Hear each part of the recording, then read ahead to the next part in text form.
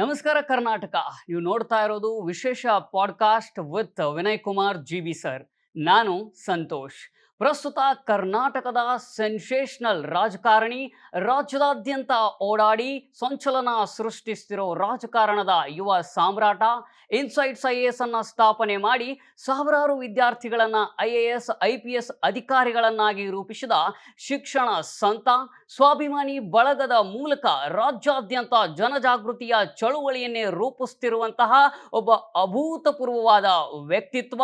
Please welcome to the young energetic and charismatic personality Shriyuta Vinay Kumar ji sir. Sir ನಮಸ್ಕಾರ. ಈ ವಿಶೇಷ ಪಾಡ್ಕಾಸ್ಟ್ಗೆ ನಿಮಗೆ ಪ್ರೀತಿಯ ಆದರದ ಸ್ವಾಗತ. ಸರ್, ನೀವು ಹೇಗಿದ್ದೀರಿ ಸರ್? ನಿಮ್ಮ ವಿದ್ಯಾರ್ಥಿಗಳು ಹೇಗಿದ್ದಾರೆ ಮತ್ತು ನಿಮ್ಮ ಕ್ಷೇತ್ರದ ಜನತೆ ಹೇಗಿದ್ದಾರೆ ಸರ್?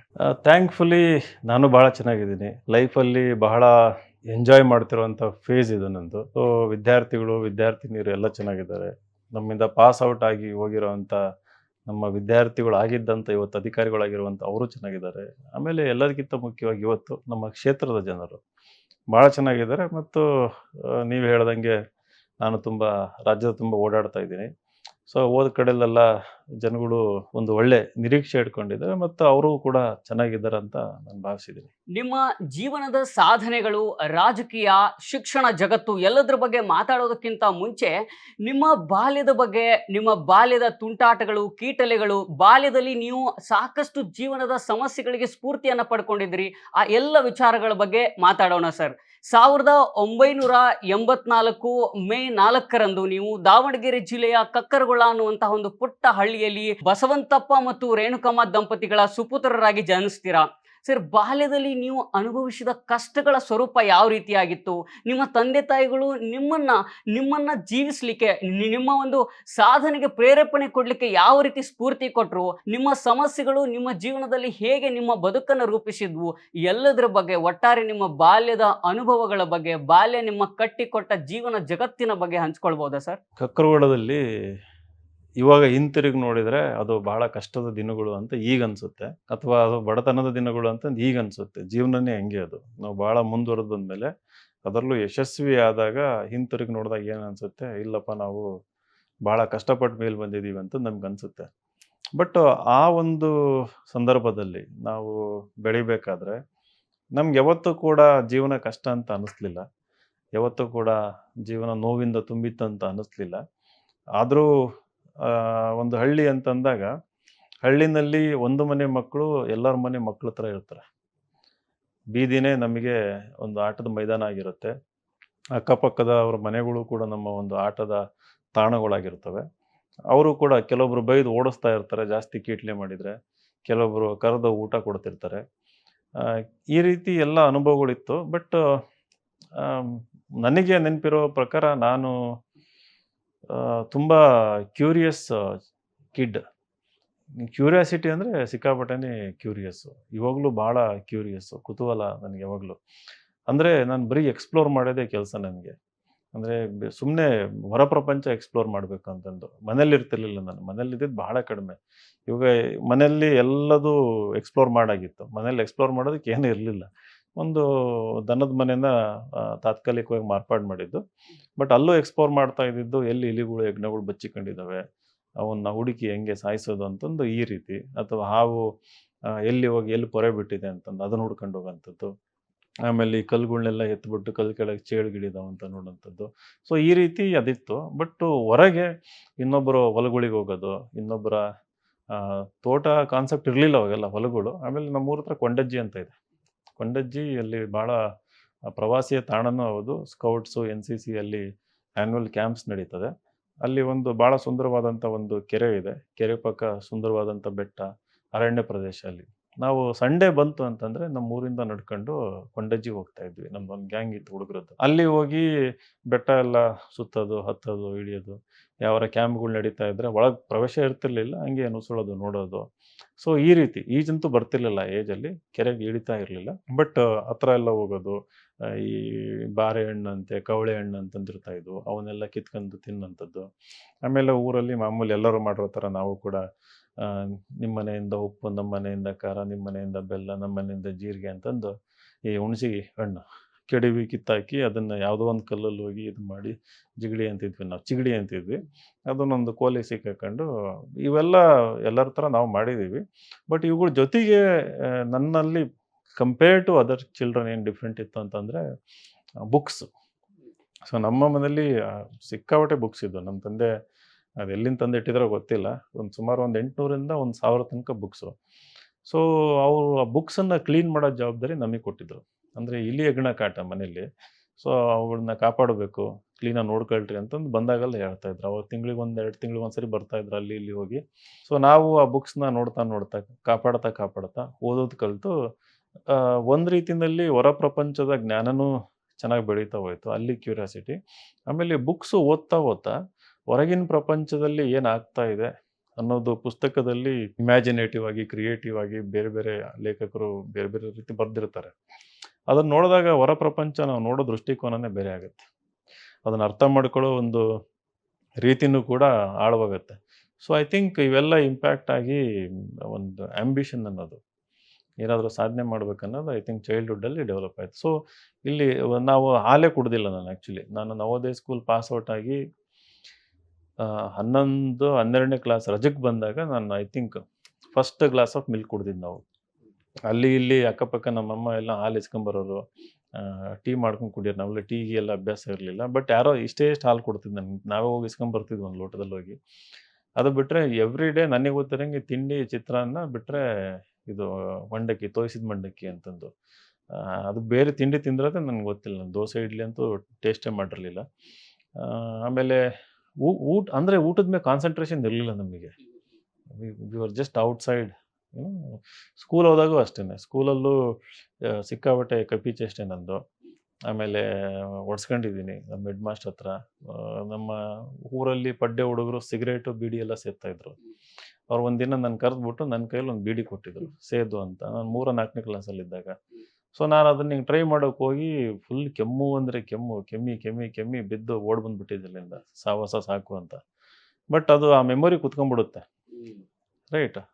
ಆಮೇಲೆ ಸ್ಕೂಲಿಗೆ ಹೋದಾಗ ಒಂದು ಸಕ್ಕರೆ ಕಡ್ಡಿ ಅಂತ ಇರ್ತದೆ. ಸಕ್ಕರೆ ಕಡ್ಡಿ ತಗೊಂಡು ಒಂದಿನ ಮಧ್ಯಾಹ್ನ ಬ್ರೇಕಲ್ಲಿ ಕಾಲ ಮೇಲೆ ಕಾಲು ಹಾಕೊಂಡು ಚೀಪ್ಕಂತ ಕೂತ್ಕೊಂಡಿದ್ದೆ, ಸಿಗರೇಟ್ ಸ್ಟೈಲಲ್ಲಿ, ಬೀಡಿ ಸ್ಟೈಲಲ್ಲಿ. ಮೇಲಿಂದ ನಮ್ಮ ಚನ್ನಬಸಪ್ಪ ಮೇಷ್ಟ್ರು ಅಂತ ಹೆಡ್ ಮಾಸ್ಟ್ರು ನೋಡ್ಬಿಟ್ಟು ಕರೆದ್ರು. ಯಾಕೆ ಕರಿತವ್ರಲ್ಲ ಅಂತಂದು ನಾನು ಮೇಲೆ ಹೋದೆ. ಹೋದ ತಕ್ಷಣ ಹೊಡೆದ್ರು. ನಿಂಗೆ ಗೊತ್ತಿಲ್ಲ ಯಾಕೆ ಅಂತಂದು ಹೊಡೆದ್ರು. ಏನೋ ಶೋಕಿನ ನಿನಗೆ, ಬೀಡಿ ಸಿಗರೇಟ್ ಬೇಕು ನಿನಗೆ ಅಂತಂದು ಹೊಡೆದ್ರು. ಅವತ್ತಿಂದ ಇವತ್ತಿನವರೆಗೂ ಆ ಸ್ಮೋಕ್ ಹತ್ರನೂ ಹೋಗಿಲ್ಲ. Forget about beedi cigarette.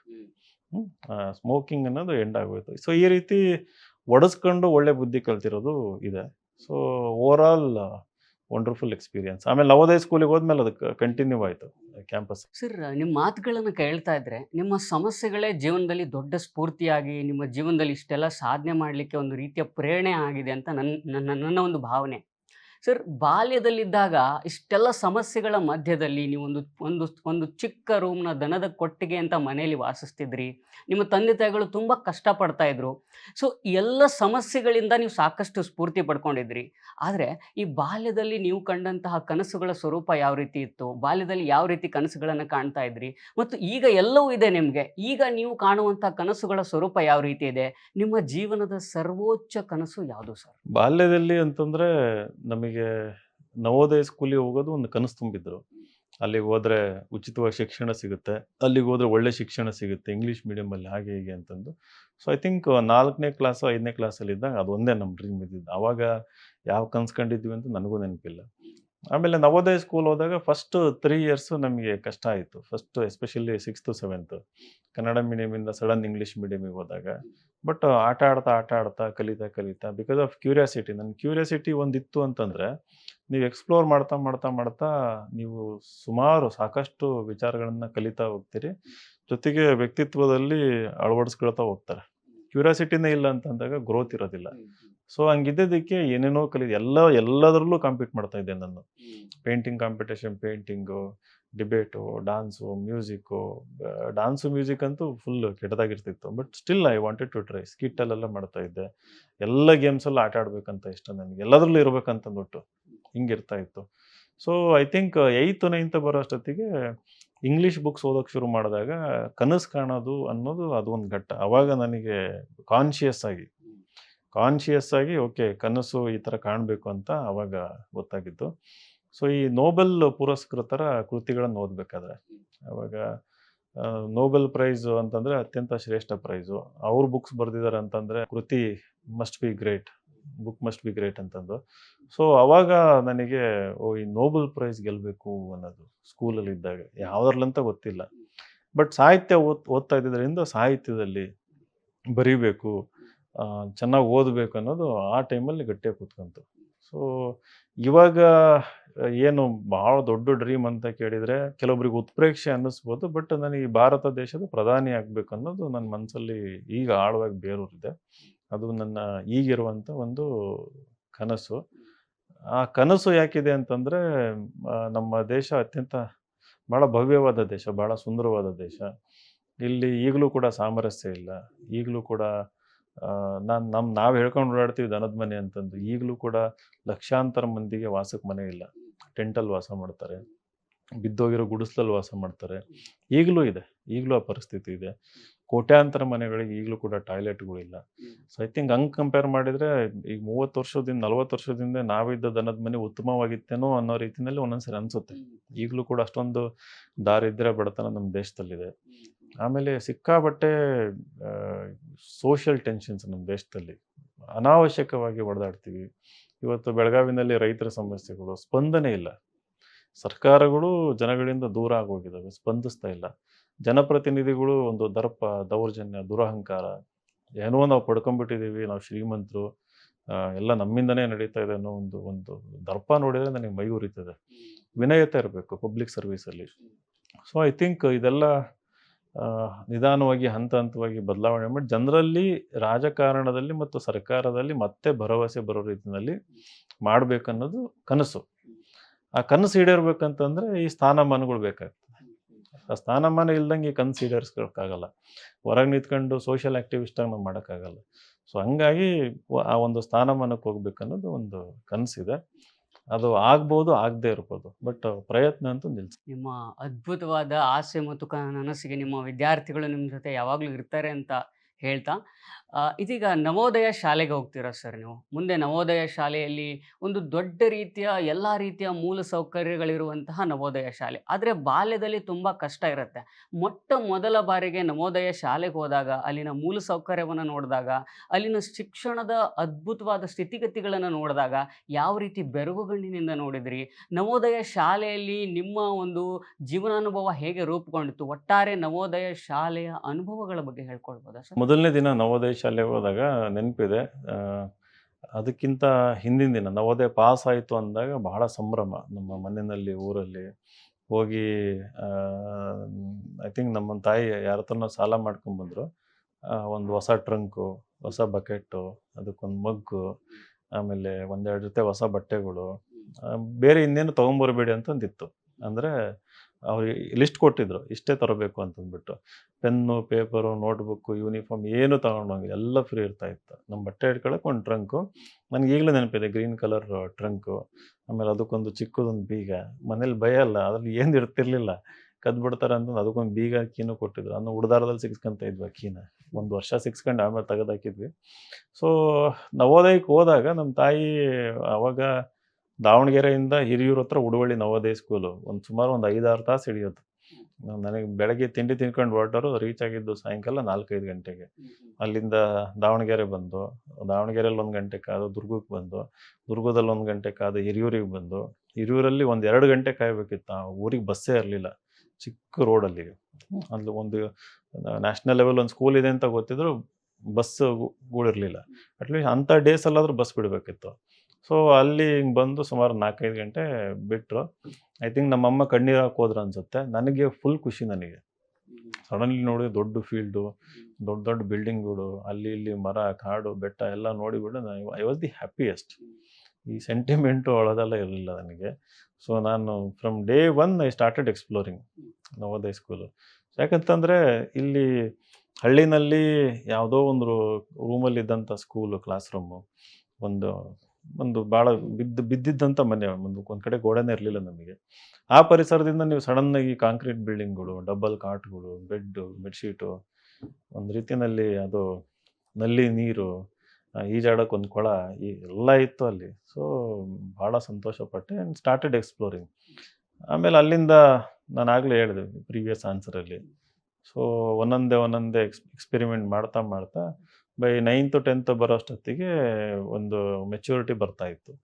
What I want to be, what I should be ಅಂತಂದು. ಯಾವ ಸ್ಪೋರ್ಟ್ಸಲ್ಲಿ ಚೆನ್ನಾಗಿದ್ದೀನಿ, ಕಬಡ್ಡಿನಲ್ಲಿ ಚೆನ್ನಾಗಿದ್ದೆ, ಕ್ಲಿಕ್ ಆದೆ. ಬಾಸ್ಕೆಟ್ಬಾಲಲ್ಲಿ ಭಾಳ ಚೆನ್ನಾಗಿದ್ದೆ, ಸೊ ಅಲ್ಲಿ ಕ್ಲಿಕ್ ಆದೆ. ಆಮೇಲೆ ಸ್ಟೇಟ್ ಲೆವೆಲಿಗೆಲ್ಲ ಹೋದ್ವಿ. ಆಮೇಲೆ ಪೇಂಟಿಂಗಲ್ಲಿ ಸ್ಕೆಚಿಂಗಲ್ಲಿ ಭಾಳ ಚೆನ್ನಾಗಿದ್ದೆ. ಇವತ್ತು ಚೆನ್ನಾಗಿದ್ದೀನಿ, ಅದನ್ನು ಕಂಟಿನ್ಯೂ ಮಾಡ್ಕೊತ ಹೋದೆ. ಸೊ ಆಮೇಲೆ ಕ್ಲಾಸಲ್ಲಿ ಯಾವತ್ತೂ ನೋಟ್ಸ್ ಬರೀತಿರ್ಲಿಲ್ಲ. ನನಗೊಂದು ಕೆಟ್ಟ ಅಭ್ಯಾಸ ಅಂತಂದರೆ I would never write notes. ಹೊಡ್ಸ್ಕೊತಿದ್ದೆ, ಬೈಸ್ಕೊತಿದ್ದೆ. ಅಸೈನ್ಮೆಂಟ್ಗಳು ಮಾಡ್ತಾ ಇರಲಿಲ್ಲ ಮನೆಗೆ ಹೋದ್ಮೇಲೆ. ಕ್ಲಾಸಲ್ಲಿ ಹೇಳೋದನ್ನು ಫುಲ್ ಫೋಕಸ್ನಾಗಿ ಕೇಳಿಸ್ಕೊತಾ ಇದ್ದೆ. ಕಳೆದೋಗ್ಬಿಡ್ತಾ ಇದ್ದೆ ಟೀಚರ್ ಹೇಳ್ಬೇಕಾದ್ರೆ. ಸೊ ಅದು ನನಗೆ ಫುಲ್ ಅರ್ಥ ಆಗ್ತಾಯಿತ್ತು. ಆಮೇಲೆ ಬಂದು ಬುಕ್ಸ್ ಓದ್ತಾ ಇದ್ದೆ, ಟೆಕ್ಸ್ಟ್ ಬುಕ್ಕು ಮತ್ತು ಬೇರೆ ಬುಕ್ಸ್ ಎಲ್ಲ ಓದ್ತಾ ಇದ್ದೆ. ಸೊ ಬಟ್ ಈ ಬರೆಯೋದು ಅಂದರೆ ನನಗೆ ಆಗ್ತಾ ಇರಲಿಲ್ಲ. So based on memory, based on discussion directly ಕ್ಲಾಸಿಗೆ ಹೋಗಿ ಟೆಸ್ಟ್ಗಳು ಬರೀತಾ ಇದ್ದೆ. ಔಟ್ ಆಫ್ 25 19 to 21 ಬರ್ತಿತ್ತು ನನಗೆ. ಬಟ್ ಯಾವತ್ತೂ 21 ಮಾರ್ಕ್ಸ್ ಕ್ರಾಸ್ ಆಗಲಿಲ್ಲ. 25ಕ್ಕೆ 25 ತೆಗಿಯೋರು ಕಂಡ್ರೆ ನಾನು ನೋಡ್ತಿದ್ದೆ, ಹೆಂಗೆ ತೆಗಿತಾವ್ರು 25ಕ್ಕೆ 25 ಏನಿದು ಅಂತ. ಪರ್ಫೆಕ್ಟಾಗಿ ಬರೆದಿರ್ತಾಯಿದ್ರು, ಅವರೆಲ್ಲ ಚೆನ್ನಾಗಿ ಓದ್ತಾಯಿದ್ರು. ಬಟ್ ನಾನು ಎರಡರಲ್ಲೂ ಚೆನ್ನಾಗಿ ಡೆವಲಪ್ ಆಗ್ತಿದ್ದೆ ಅನ್ನೋದು ನನಗೊಂದು, ಯಾಕಂದರೆ ಒಳಗೆ ಕಾನ್ಫಿಡೆನ್ಸ್ ಬಿಲ್ಡ್ ಆಗ್ತಾಯಿತ್ತು. 11ನೇ ಕ್ಲಾಸಲ್ಲಿ ಬರೋ ಅಷ್ಟೊತ್ತಿಗೆ ಕರೆದು ಸ್ಕೂಲ್ ಕ್ಯಾಪ್ಟನ್ ಮಾಡಿಬಿಟ್ರು ನಮ್ಮನ್ನು. ಸೊ ಈ ಥರ ನಾವು ಯಾವ ಜಾಗಕ್ಕೆ ಹೋಗ್ತೀವಿ, ಆ ಜಾಗದಲ್ಲಿರೋ ಸಂಪನ್ಮೂಲಗಳು, ಆ ಜಾಗದಲ್ಲಿರುವಂಥ ವೈಶಿಷ್ಟ್ಯಗಳು, ಅವನ್ನೆಲ್ಲ ಚೆನ್ನಾಗಿ ಉಪಯೋಗಿಸ್ಕೊಂಡು ಹೋದರೆ ನಮ್ಮಲ್ಲೂ ಬೆಳವಣಿಗೆ ಆಗ್ತದೆ. ನಮ್ಮ ಸಾಮರ್ಥ್ಯ ಜಾಸ್ತಿಯಾಗಿ ಏನೋ ಒಂದು ದೊಡ್ಡ ಕೆಲಸ ಮಾಡುವಷ್ಟು ಜವಾಬ್ದಾರಿ ಹುಡ್ಕೊಂಬರ್ತದೆ. ಸರ್, ಇದ್ರ ಜೊತೆಗೆ ನವೋದಯದಲ್ಲಿ ಇದ್ದಂತಹ ಸಂದರ್ಭದಲ್ಲಿ 11th ಸ್ಟ್ಯಾಂಡರ್ಡಲ್ಲಿ ಒಂದ್ಸಲ ನೀವು ಫೇಲ್ ಆಗಿದ್ರಿ ಅನ್ನುವಂಥದ್ದು ಕೂಡ ನೀವು ಒಂದು ಬ್ಲಾಗಲ್ಲಿ ಬರ್ಕೊಂಡಿದ್ರಿ. ಜೊತೆಗೆ NCCಯಲ್ಲಿದ್ರಿ ನೀವು, ಮತ್ತು ನೀವು ಸ್ಕೆಚಿಂಗ್ ಮಾಡ್ತಾ ಇದ್ರಿ, ಫೋಟೋಗ್ರಫಿ ಮಾಡ್ತಾ ಇದ್ರಿ. ಈ ಎಲ್ಲ ವಿಚಾರಗಳ ಬಗ್ಗೆ, ನಿಮ್ಮ ಹಾಬೀಸ್ ಬಗ್ಗೆ ನೀವು ಮಾತಾಡ್ಬೋದು. ನವೋದಯದಲ್ಲಿ 11th ಸ್ಟ್ಯಾಂಡರ್ಡ್ ಅಂತಂದರೆ 11ನೇ ಕ್ಲಾಸ್ ಅಂದರೆ ಫುಲ್ ಫ್ರೀಡಮ್ ಅವಾಗ. ಅಲ್ಲಿ ಓದೋದಕ್ಕಿಂತ ಪಠ್ಯೇತರ ಚಟುವಟಿಕೆಗಳಿಗೆ ಭಾಳ ಹೆಚ್ಚು ಒತ್ತು ಕೊಡ್ತಾಯಿದ್ರು. ಸೊ 11th ಸ್ಟ್ಯಾಂಡರ್ಡ್ ಮಕ್ಕಳು ಸ್ಕೂಲ್ ಕ್ಯಾಪ್ಟನ್ ಆಗೋದು, ಆಮೇಲೆ ಸ್ಪೋರ್ಟ್ಸ್ ಕ್ಯಾಪ್ಟನ್ಸ್ ಆಗೋದು, ಸ್ಪೋರ್ಟ್ಸ್ ಕಾಂಪಿಟೇಷನಿಗೆ ಅವರೇ ಲೀಡರ್ಸ್ ಎಲ್ಲದಕ್ಕೂ. ಸೊ ಆ 1 ಇಯರ್ ಏನಾಯಿತು, ಐ ಗಾಟ್ ಕ್ಯಾರಿಡ್ ಅವೇ. ಅಂದರೆ too much into sports, extra curricular ಅಂತಂದು. So physics, chemistry, maths, biology ಕ್ಲಾಸಲ್ಲಿ ಕೇಳಿಸ್ಕೊಂಡಿದ್ದು ಅಷ್ಟೇ. ಅದು ಬಿಟ್ಟರೆ ನನಗೆ ಬೇರೆ ಇದು ಟೆಸ್ಟ್ಗಳಲ್ಲಾಗಲಿ, ಎಕ್ಸಾಮಲ್ಲಾಗಲಿ ಅದನ್ನು ಹೋಗಿ ಬರೀಬೇಕು ಅನ್ನೋದಾದರೆ ಬೇಸ್ಡ್ ಆನ್ ಮೆಮೊರಿ ಮಾಡಬೇಕಿತ್ತು. ಅದಕ್ಕೆಲ್ಲ ಪ್ರಾಕ್ಟೀಸ್ ಬೇಕು, ಸಿಕ್ಕಾಪಟ್ಟೆ ಪ್ರಾಕ್ಟೀಸ್ ಬೇಕಿತ್ತು. ನಾನು ಪ್ರಾಕ್ಟೀಸ್ ಮಾಡ್ತಾ ಇರಲಿಲ್ಲ. ಸೊ ಬಟ್ ನವೋದಯದಲ್ಲಿ ಏನಿತ್ತು, ಅಲ್ಲಿ ಕ್ಯಾರಿ ಫಾರ್ವರ್ಡ್ ಸಿಸ್ಟಮ್ ಇತ್ತಲ್ಲಿ. ಅಲ್ಲಿ ಫೇಲ್ ಆದರೂ ನಿಮ್ಮನ್ನು ವಾಪಸ್ ಇದು ಮಾಡ್ತಾ ಇರಲಿಲ್ಲ, 12th ಕರ್ಕೊಂಡು ಹೋಗ್ತಾಯಿದ್ರು. ಸೊ 12th ಹೋದಾಗ ನನಗೆ ಬಿಫೋರ್ 12th ಟೈಫಾಯ್ಡು ಮತ್ತು ಮಲೇರಿಯಾ ಎರಡೂ ಅಟ್ಯಾಕ್ ಆಗಿ 11th ಎಂಡಲ್ಲಿ ನಮ್ಮ ಸ್ಕೂಲ್ ಟೀಚರ್ ಒಬ್ಬರು ಪಿಚಾಂಡಿ ಅಂತಂದು, ಇನ್ನೊಬ್ರು ರವಿ ಸರ್ ಅಂತ ಫಿಸಿಕ್ಸು ಕೆಮಿಸ್ಟ್ರಿ. ಅಲ್ಲಿ ಒಂದು ಆದಿವಾಲ ಅಂತ ಇದೆ ಹಿರಿಯೂರ ಹತ್ರ. ನಮ್ಮ ಕ್ಲಾಸ್ನವ್ರು ಎಲ್ಲರಿಗೂ ಅವರು ಒಂದು ಸ್ಪೆಷಲ್ ಕೋಚಿಂಗ್ ಕೊಟ್ಟಿದ್ದರು, ವೆರಿ ನಾಮಿನಲ್ ಪ್ರೈಸಲ್ಲಿ. ಅಲ್ಲಿ ನಂಗೆ ಟೈಫಾಯ್ಡು ಮಲೇರಿಯಾ ಆಗಿದ್ದರಿಂದ ಹೋಗೋಕ್ಕಾಗಲಿಲ್ಲ. 1 ತಿಂಗಳು ಈ ಸಮ್ಮರ್ ಹಾಲಿಡೇಸಲ್ಲಿ ಅವ್ರಿಗೆಲ್ಲ between 11th and 12th. So ಎಲ್ಲ 12th ಬೇಸಿಕ್ಸು, ಕ್ಯಾಲ್ಕುಲಸ್ಸು, ಫಿಸಿಕ್ಸು, ಕೆಮಿಸ್ಟ್ರಿ ಎಲ್ಲದನ್ನು ಕಲಿಸ್ಬಿಟ್ಟಿದ್ರು. ನಾನು ಹೋಗಿ ಫಸ್ಟ್ ಡೇ ಕೂರ್ತೀನಿ ಮ್ಯಾಥ್ಸ್ ಕ್ಲಾಸಲ್ಲಿ. ಇವರೆಲ್ಲ every one in my class except me ಎಲ್ಲ ಫಾರ್ಮುಲಾ ಹೇಳ್ತಾರೆ, ಎಲ್ಲ ಆನ್ಸರ್ ಹೇಳ್ತಾ ಇದ್ದಾರೆ. They already knew everything. ನನಗೆ ಝೀರೋ. ಭಯ ಆಗೋಯ್ತು ನನಗೆ, ಏನು ಇವರೆಲ್ಲ ತಿಳ್ಕೊಂಬಿಟ್ಟವ್ರಲ್ಲ ಅಂತಂದು. 11th ಏನಾಯಿತು, ಬರೀ ಸ್ಪೋರ್ಟ್ಸು ಅದು ಇದು ಅಂತಂದ್ಬಿಟ್ಟು ಬೇಸಿಕ್ಸು ಬಿಟ್ಟೋಗ್ಬಿಟ್ಟಿತ್ತು. ಆಮೇಲೆ ಅದೇನೋ ಗೊತ್ತಿಲ್ಲ, ನನಗನ್ಸ್ದಂಗೆ ಈ ಸ್ಪೋರ್ಟ್ಸು ಮತ್ತು ಎಕ್ಸ್ಟ್ರಾ ಕರಿಕ್ಯುಲರ್ ಆ್ಯಕ್ಟಿವಿಟೀಸ್ ಅದೇನು ಮಾಡುತ್ತಂದರೆ ನಮ್ಮಲ್ಲಿ ಒಂದು ಆತ್ಮವಿಶ್ವಾಸ ಜಾಸ್ತಿ ಮಾಡುತ್ತೆ. ಅದಕ್ಕಿಂತ ಹೆಚ್ಚು ಫೋಕಸ್, ಕಾನ್ಸಂಟ್ರೇಷನ್. ನಾವು ಸ್ವಲ್ಪ ಟೈಮ್ ಇನ್ವೆಸ್ಟ್ ಮಾಡಿದರೂ ಕೂಡ ಅದು ಭಾಳ ಪ್ರೊಡಕ್ಟಿವ್ ಆಗಿ ಆ ಟೈಮ್ನ ಇನ್ವೆಸ್ಟ್ ಮಾಡಿರ್ತೀವಿ. ಅದು ನಮ್ಮಲ್ಲಿ ಮೆಮೊರಿನಲ್ಲಿ ಪರ್ಮನೆಂಟಾಗಿ ಉಳಿಯೋರು, ನಾಟ್ ಪರ್ಮನೆಂಟ್, ಲಾಂಗ್ ಟರ್ಮಲ್ಲಿ ಉಳಿಯೋ ರೀತಿಯಲ್ಲಿ ಒಂದು ಹೆಲ್ಪ್ ಮಾಡುತ್ತೆ ಅದು ಫೋಕಸ್. ಸೊ ನಾನು ಫೋಕಸ್ಡಾಗಿ ಹೋದೆ. ಬಟ್ ಪ್ಯಾರಲಲ್ಲಾಗಿ ಸ್ಪೋರ್ಟ್ಸು ಬಿಡಲಿಲ್ಲ 12th. Continue to do it. But somehow friends, ಒಳ್ಳೊಳ್ಳೆ ಫ್ರೆಂಡ್ಸ್ ಇದ್ದರು ರೂಮಲ್ಲಿ. ಅವರು ಡಿಸ್ಕಸ್ ಮಾಡ್ತಾಯಿದ್ರು, ನನ್ನನ್ನು ಎಂಗೇಜ್ ಮಾಡ್ತಾಯಿದ್ರು, ಹೇಳ್ಕೊಡ್ತಾಯಿದ್ರು. ಹಾಗಾಗಿ PCMBನಲ್ಲಿ 86% ತೆಗೆದೆ, without attending any mock test, without any preparatory, without any coaching. Just ಕ್ಲಾಸಲ್ಲಿ ಕೂತ್ಕೊಂಡು ಕೇಳ್ಕೊಂಡು ನಮ್ಮ ಫ್ರೆಂಡ್ಸ್ ಸಹಾಯದಿಂದ ಅವರೇನು ಕೆಲವೊಂದು ಪ್ರಾಬ್ಲಮ್ ಹೇಳೋರು, ಇದು ಮೋಸ್ಟ್ ಇಂಪಾರ್ಟೆಂಟ್ ಪ್ರಾಬ್ಲಮ್, ಇದನ್ನು ಕಲಿ ಅಂತ. ಕಷ್ಟ ಆದರೆ ಹೇಳ್ಕೊಡ್ತಾ ಇದ್ದೆ ಹೆಂಗೆ ಮಾಡೋದಂತ. ಸೊ ಐ ಥಿಂಕ್ ನಾನು ಅದನ್ನೆಲ್ಲ ಹೆಲ್ಪ್ ತಗೊಂಡು ಒಂದು ಹಂತಕ್ಕೆ ಬಂದೆ. ಸಿ ಇ ಟಿನಲ್ಲಿ 1800 something, I am not very sure. Second ರೌಂಡಲ್ಲಿ ನನಗೆ MBBS ಸೀಟು ಸಿಕ್ತಿತ್ತು ಇಲ್ಲಿ ಚಿತ್ರದುರ್ಗದಲ್ಲಿ. ಬಟ್ ಆರ್ಥಿಕ ಪರಿಸ್ಥಿತಿ ಸರಿ ಇಲ್ಲದೆ ಇದ್ದಿದ್ದರಿಂದ 5.5 ವರ್ಷ ಮಾಡಬೇಕು, 5.5 ವರ್ಷ ಇಷ್ಟು ಫೀಸ್ ಎಲ್ಲಿ ಕಟ್ಟೋಕ್ಕಾಗುತ್ತೆ ಅಂತಂದು ಅದನ್ನು ತಗೊಳಕ್ಕೆ ಹೋಗಲಿಲ್ಲ ನಾನು. ಇಂಜಿನಿಯರಿಂಗ್ ಅಟೆಂಡ್ ಮಾಡಿರಲಿಲ್ಲ, ನಂಗೆ ಇಂಜಿನಿಯರಿಂಗ್ ಇಷ್ಟ ಇರಲಿಲ್ಲ ಆ ಟೈಮಲ್ಲಿ. 12th ಬಯಾಲಜಿನಲ್ಲಿ ಇಂಟ್ರೆಸ್ಟ್ ಡೆವಲಪ್ ಆಗಿ ಅದರಲ್ಲಿ ಏನಾರು ಮಾಡ್ಬೇಕಂತಂದು ಒಂದು ಆಕಾಂಕ್ಷೆ ಇತ್ತು. So BSc genetics. ಸರ್, ನೀವು PUC ಆದ ನಂತರ ಬೆಂಗಳೂರಿನಲ್ಲಿ ಗಾರ್ಡನ್ ಸಿಟಿ ಕಾಲೇಜ್ನಲ್ಲಿ BSc ಇನ್ ಜೆನೆಟಿಕ್ಸ್ ಮಾಡ್ತೀರಾ. ಸೊ ಜೆನೆಟಿಕ್ಸನ್ನೇ ಯಾಕೆ ಮಾಡಬೇಕಂತ ಅನ್ನಿಸ್ತು? ಬೇರೆ ಆಪ್ಷನ್ಸು ನಿಮಗೆ ಯಾವ್ದ್ಯಾವ್ದು ಇತ್ತು? ಅದ್ರ ಜೊತೆಗೆ ನೀವು ಜೆನೆಟಿಕ್ಸ್ ಮಾಡುವಾಗ ತುಂಬ ನಿಮಗೆ ಫೈನಾನ್ಷಿಯಲ್ ಇಶ್ಯೂಸ್ ಕಾಡ್ತಾ ಇತ್ತು. ಕೆಲವೊಂದು ಸಲ ಸ್ನೇಹಿತರಿಂದ ₹10 ₹5 ಇಸ್ಕೊಂಡು ಒಂದೊಂದು ಇಡೀ ದಿನ ಬಾಳೆಹಣ್ಣನ್ನು ತಿಂದು ಜೀವನ ನಡೆಸಿದ ಉದಾಹರಣೆಗಳಿದೆ ಅಂತ ಸಾಕಷ್ಟು ಸಂದರ್ಭದಲ್ಲಿ ನೀವು ಹಂಚ್ಕೊಂಡಿದ್ರಿ. ಒಟ್ಟಾರೆ ಜೆನೆಟಿಕ್ಸ್ ಜೀವನದ ಬಗ್ಗೆ, ಅಲ್ಲಿನ ಸ್ನೇಹಿತರ ಬಗ್ಗೆ ನೀವು ಕೆಲವೊಂದಿಷ್ಟು ಮಾಹಿತಿನ ಹಂಚ್ಕೊಳ್ಬೋದಾ ಸರ್? ಸೊ ಇದು BSc ಜೆನೆಟಿಕ್ಸ್ ಒಂದು ಆಕಸ್ಮಿಕನೂ ಅಲ್ಲ, ಅದು ಭಾಳ ಕಾನ್ಷಿಯಸ್ ಚಾಯ್ಸ್ ಅಂತ. ಸೊ ಮೆಡಿಕಲ್ ಸಿಗದೇ ಇದ್ದಾಗ ಸಮಥಿಂಗ್ ರಿಲೇಟೆಡ್ ಟು ಬಯಾಲಜಿ ಅಂತ. ಬಟ್ ಈಗ ಜೆನೆಟಿಕ್ಸ್ ಅಥವಾ ತಳಿಶಾಸ್ತ್ರ, ಕನ್ನಡದಲ್ಲಿ ತಳಿಶಾಸ್ತ್ರ ಅಂತಾರೆ, ಬಟ್ ಅದಕ್ಕಿಂತ ಆಳವಾದ ವಿಶಾಲವಾದ ಒಂದು ಡಿಸಿಪ್ಲಿನ್ ಇದು ಜೆನೆಟಿಕ್ಸ್ ಅಂತಂದು. ಸೊ ಅಲ್ಲಿ ನಾವು ಹ್ಯೂಮನ್ ಜೀನ್ಸ್ ಬಗ್ಗೆ, DNA ಬಗ್ಗೆ ಆಳವಾಗಿ ಸ್ಟಡಿ ಮಾಡ್ತೀವಿ.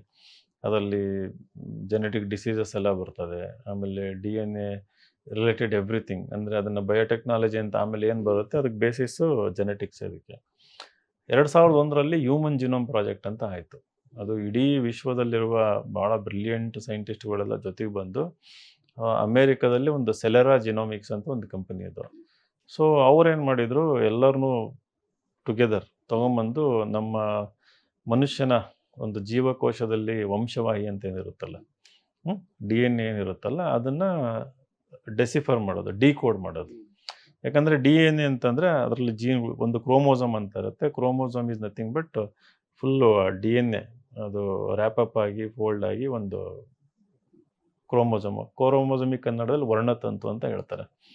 ಸೊ ಆ ವರ್ಣತಂತುನಲ್ಲಿ ಹಲವಾರು ಜೀನ್ಸ್ ಇರ್ತವೆ. So total I think 23 pairs ನಮ್ಮಲ್ಲಿ ಕ್ರೋಮೋಸಮ್ಸ್ ಇರುತ್ತೆ. ಸೊ ಅದರಲ್ಲಿ ಎಷ್ಟು ಜೀನ್ಸ್ ಇದ್ದಾವೆ, ಆ ಜೀನ್ಸ್ ಫಂಕ್ಷನ್ ಏನು ಅಂತಂದು ತಿಳಿಸ್ಬೇಕು.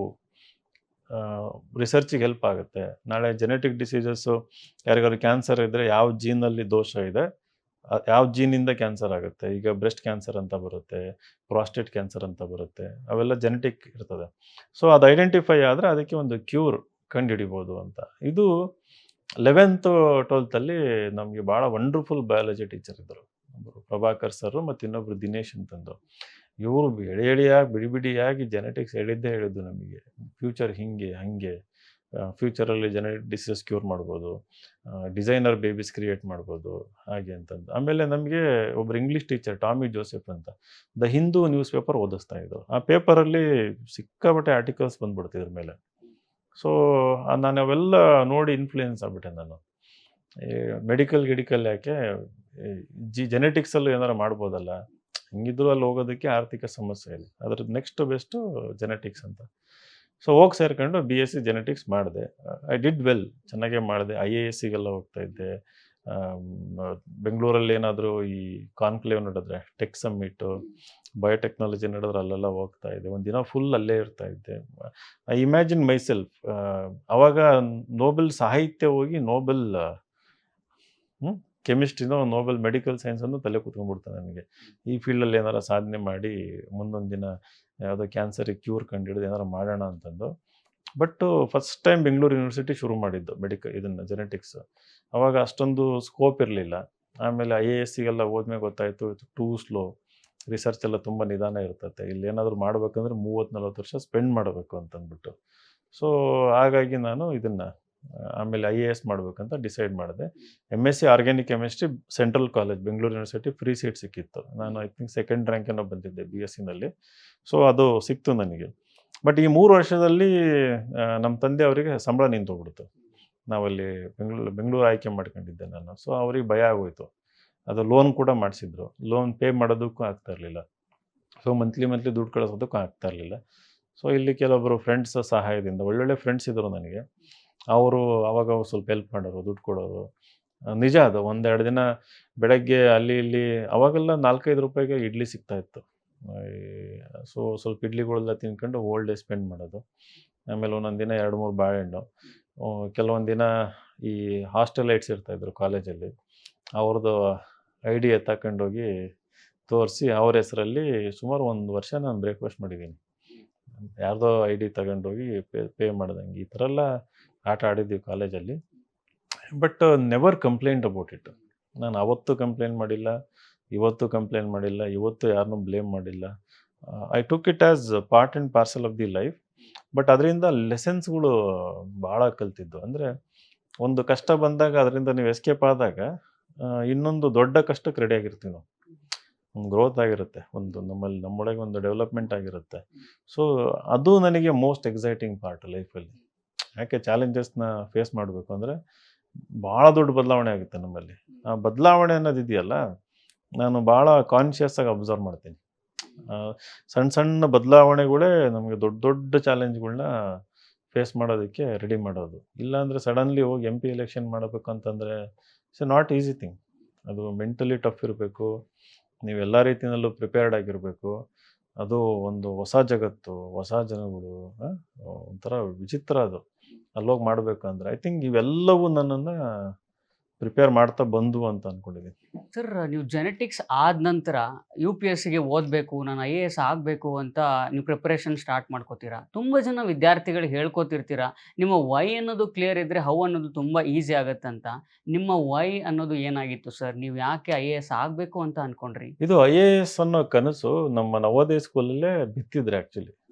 ಯಾವಾಗ ನಾನು 9th 10th ಇದ್ದಾಗ ನಮ್ಮೊಬ್ಬರು ಅಗೇನ್ ಇನ್ನೊಬ್ರು ಇಂಗ್ಲೀಷ್ ಟೀಚರ್, ಟಾಮಿ ಜೋಸೆಫ್ ಜೊತೆಗೆ ಇನ್ನೊಬ್ಬರು ಇಂಗ್ಲೀಷ್ ಟೀಚರ್ ಇದ್ದರು, ನರಸಿಂಹಪ್ಪ ಅಂತಂದು. ಅವರು ಈ KAS IASಗೆ ಪ್ರಿಪ್ರೇಷನ್ ಆಗ್ತಾ ನಮಗೆ ಪಾಠ ಮಾಡ್ತಾಯಿದ್ರು. ಯಾವಾಗ ನೋಡಿದ್ರು ಅವರು ದ ಹಿಂದೂ ಓದ್ತಾಯಿದ್ರು, ಯಾವುದಾದ್ರೂ ಒಂದು ಇತಿಹಾಸ ಓದ್ತಾಯಿದ್ರು. ಆಮೇಲೆ ಅವ್ರ ಮ್ಯಾನರಿಸಮ್ಮು ಹಂಗೆ ಇತ್ತು, ಸೀರಿಯಸ್ ಆಗಿರ್ತಾಯಿತ್ತು. ಈ ಟಿಪಿಕಲ್ UPSC ಆಸ್ಪಿರೆಂಟ್ ಇರ್ತಾರಲ್ಲ ಆ ರೀತಿ ಇರ್ತಾಯಿತ್ತು. ನಮ್ಗೆ ಹಾಸ್ಟೆಲ್ ವಾರ್ಡನ್ ಬೇರೆ ಆಗಿದ್ದು ನಾವು 11th ಇದ್ದಾಗ. ಅಪ್ರಿಷಿಯೇಟ್ ಮಾಡ್ತಾಯಿದ್ರು ನಾವು ಓದ್ತಿರೋ ಬುಕ್ಸು, ಆಮೇಲೆ ಬಂದು ನಮಗೆಲ್ಲ ಎನ್ಕರೇಜ್ ಮಾಡ್ತಾಯಿದ್ರು. ಬಟ್ ಆವಾಗ ಆ ಏಜಲ್ಲಿ ನಾವು ಸೀರಿಯಸ್ಸಾಗಿ ತೊಗೊಳಲ್ಲ. ತಲೆಯಲ್ಲಿ ಕೂರ್ತು ಆಮೇಲೆ ಇದೇನೋ ಜೆನೆಟಿಕ್ಸ್ ಅಂತಂದು ಆ ಕಡೆ ಡಿವಿಯೇಟ್ ಆಗೋಯ್ತು, ಮರ್ತೋಯ್ತು. ಬಟ್ BSc ಮುಗಿದ ತಕ್ಷಣ ಈ ಕೆಮಿಸ್ಟ್ರಿ ನೆಕ್ಸ್ಟ್ ಏನು ಮಾಡಬೇಕು ಅಂತ ಅಂದಾಗ ನನಗೆ ಸುಮ್ಮನೆ ಬುಕ್ಸ್ ಹಿಂಗೆ ಧೂಳು ಕೊಡುತ್ತಾ ಇದ್ದೆ ಅಲ್ಲಿ ನಮ್ಮ ರೂಮಲ್ಲಿ. ಅವಾಗ ಸಡನ್ಲಿ ಬ್ರಿಲಿಯಂಟ್ ಟ್ಯುಟೋರಿಯಲ್ಸ್ ಅನ್ನೋದು ಒಂದು ನನಗೆ ಬ್ರೋಷರ್ ಸಿಕ್ತು ನನಗೆ. ಅದು ನೋಡಿದರೆ UPSC IASಗೆ ಕೋಚಿಂಗ್ ಮೆಟೀರಿಯಲ್ ಅದು ಬ್ರೋಷರ್. ಸಡನ್ಲಿ ನನಗೆ ವೆಂಟ್ ಬ್ಯಾಕ್ ಸ್ಕೂಲ್ ಡೇಸ್. ಹೌದಲ್ವಾ, ಈಗ ಡಿಗ್ರಿ ಮುಗಿದಿದೆ, IAS ಮಾಡ್ಬೋದಲ್ಲ ಅಂತ ನನ್ನ ಥಾಟ್ ಔಟ್ ಆಫ್ ನೋವೇರ್ ಬಂತು ನನಗೆ. ಆಮೇಲೆ ನಮ್ಮ ಬಾಲ್ಯದ ಏನು ನಮ್ಮ ಜೀವನ ಇತ್ತು ಹಾಗೆ ಹೀಗೆ. IAS ಮಾಡಿದರೆ ಕಾಂಟ್ರಿಬ್ಯೂಷನ್ ಮೋರ್ ಸಿಗ್ನಿಫಿಕೆಂಟ್ ಇರುತ್ತೆ. ನಾವು ರ್ಯಾಷನಲೈಸ್ ಮಾಡೋಕ್ಕೆ ಶುರು ಮಾಡ್ಕೊಂಡ್ಬಿಡ್ತೀವಿ. ಒಂದನ್ನು ಆಯ್ಕೆ ಮಾಡ್ಕೊಂಡ್ಮೇಲೆ ಈ ಆಯ್ಕೆ ಯಾಕೆ ನನಗೆ ಸೂಕ್ತ ಅಂತಂದು ಕಾರಣ ಹುಡ್ಕೋಕ್ಕೆ ಶುರು ಮಾಡ್ತೀವಿ. ಸೊ ಹಲವಾರು ಕಾರಣ ಸಿಗ್ತಾ ಹೋಯ್ತು.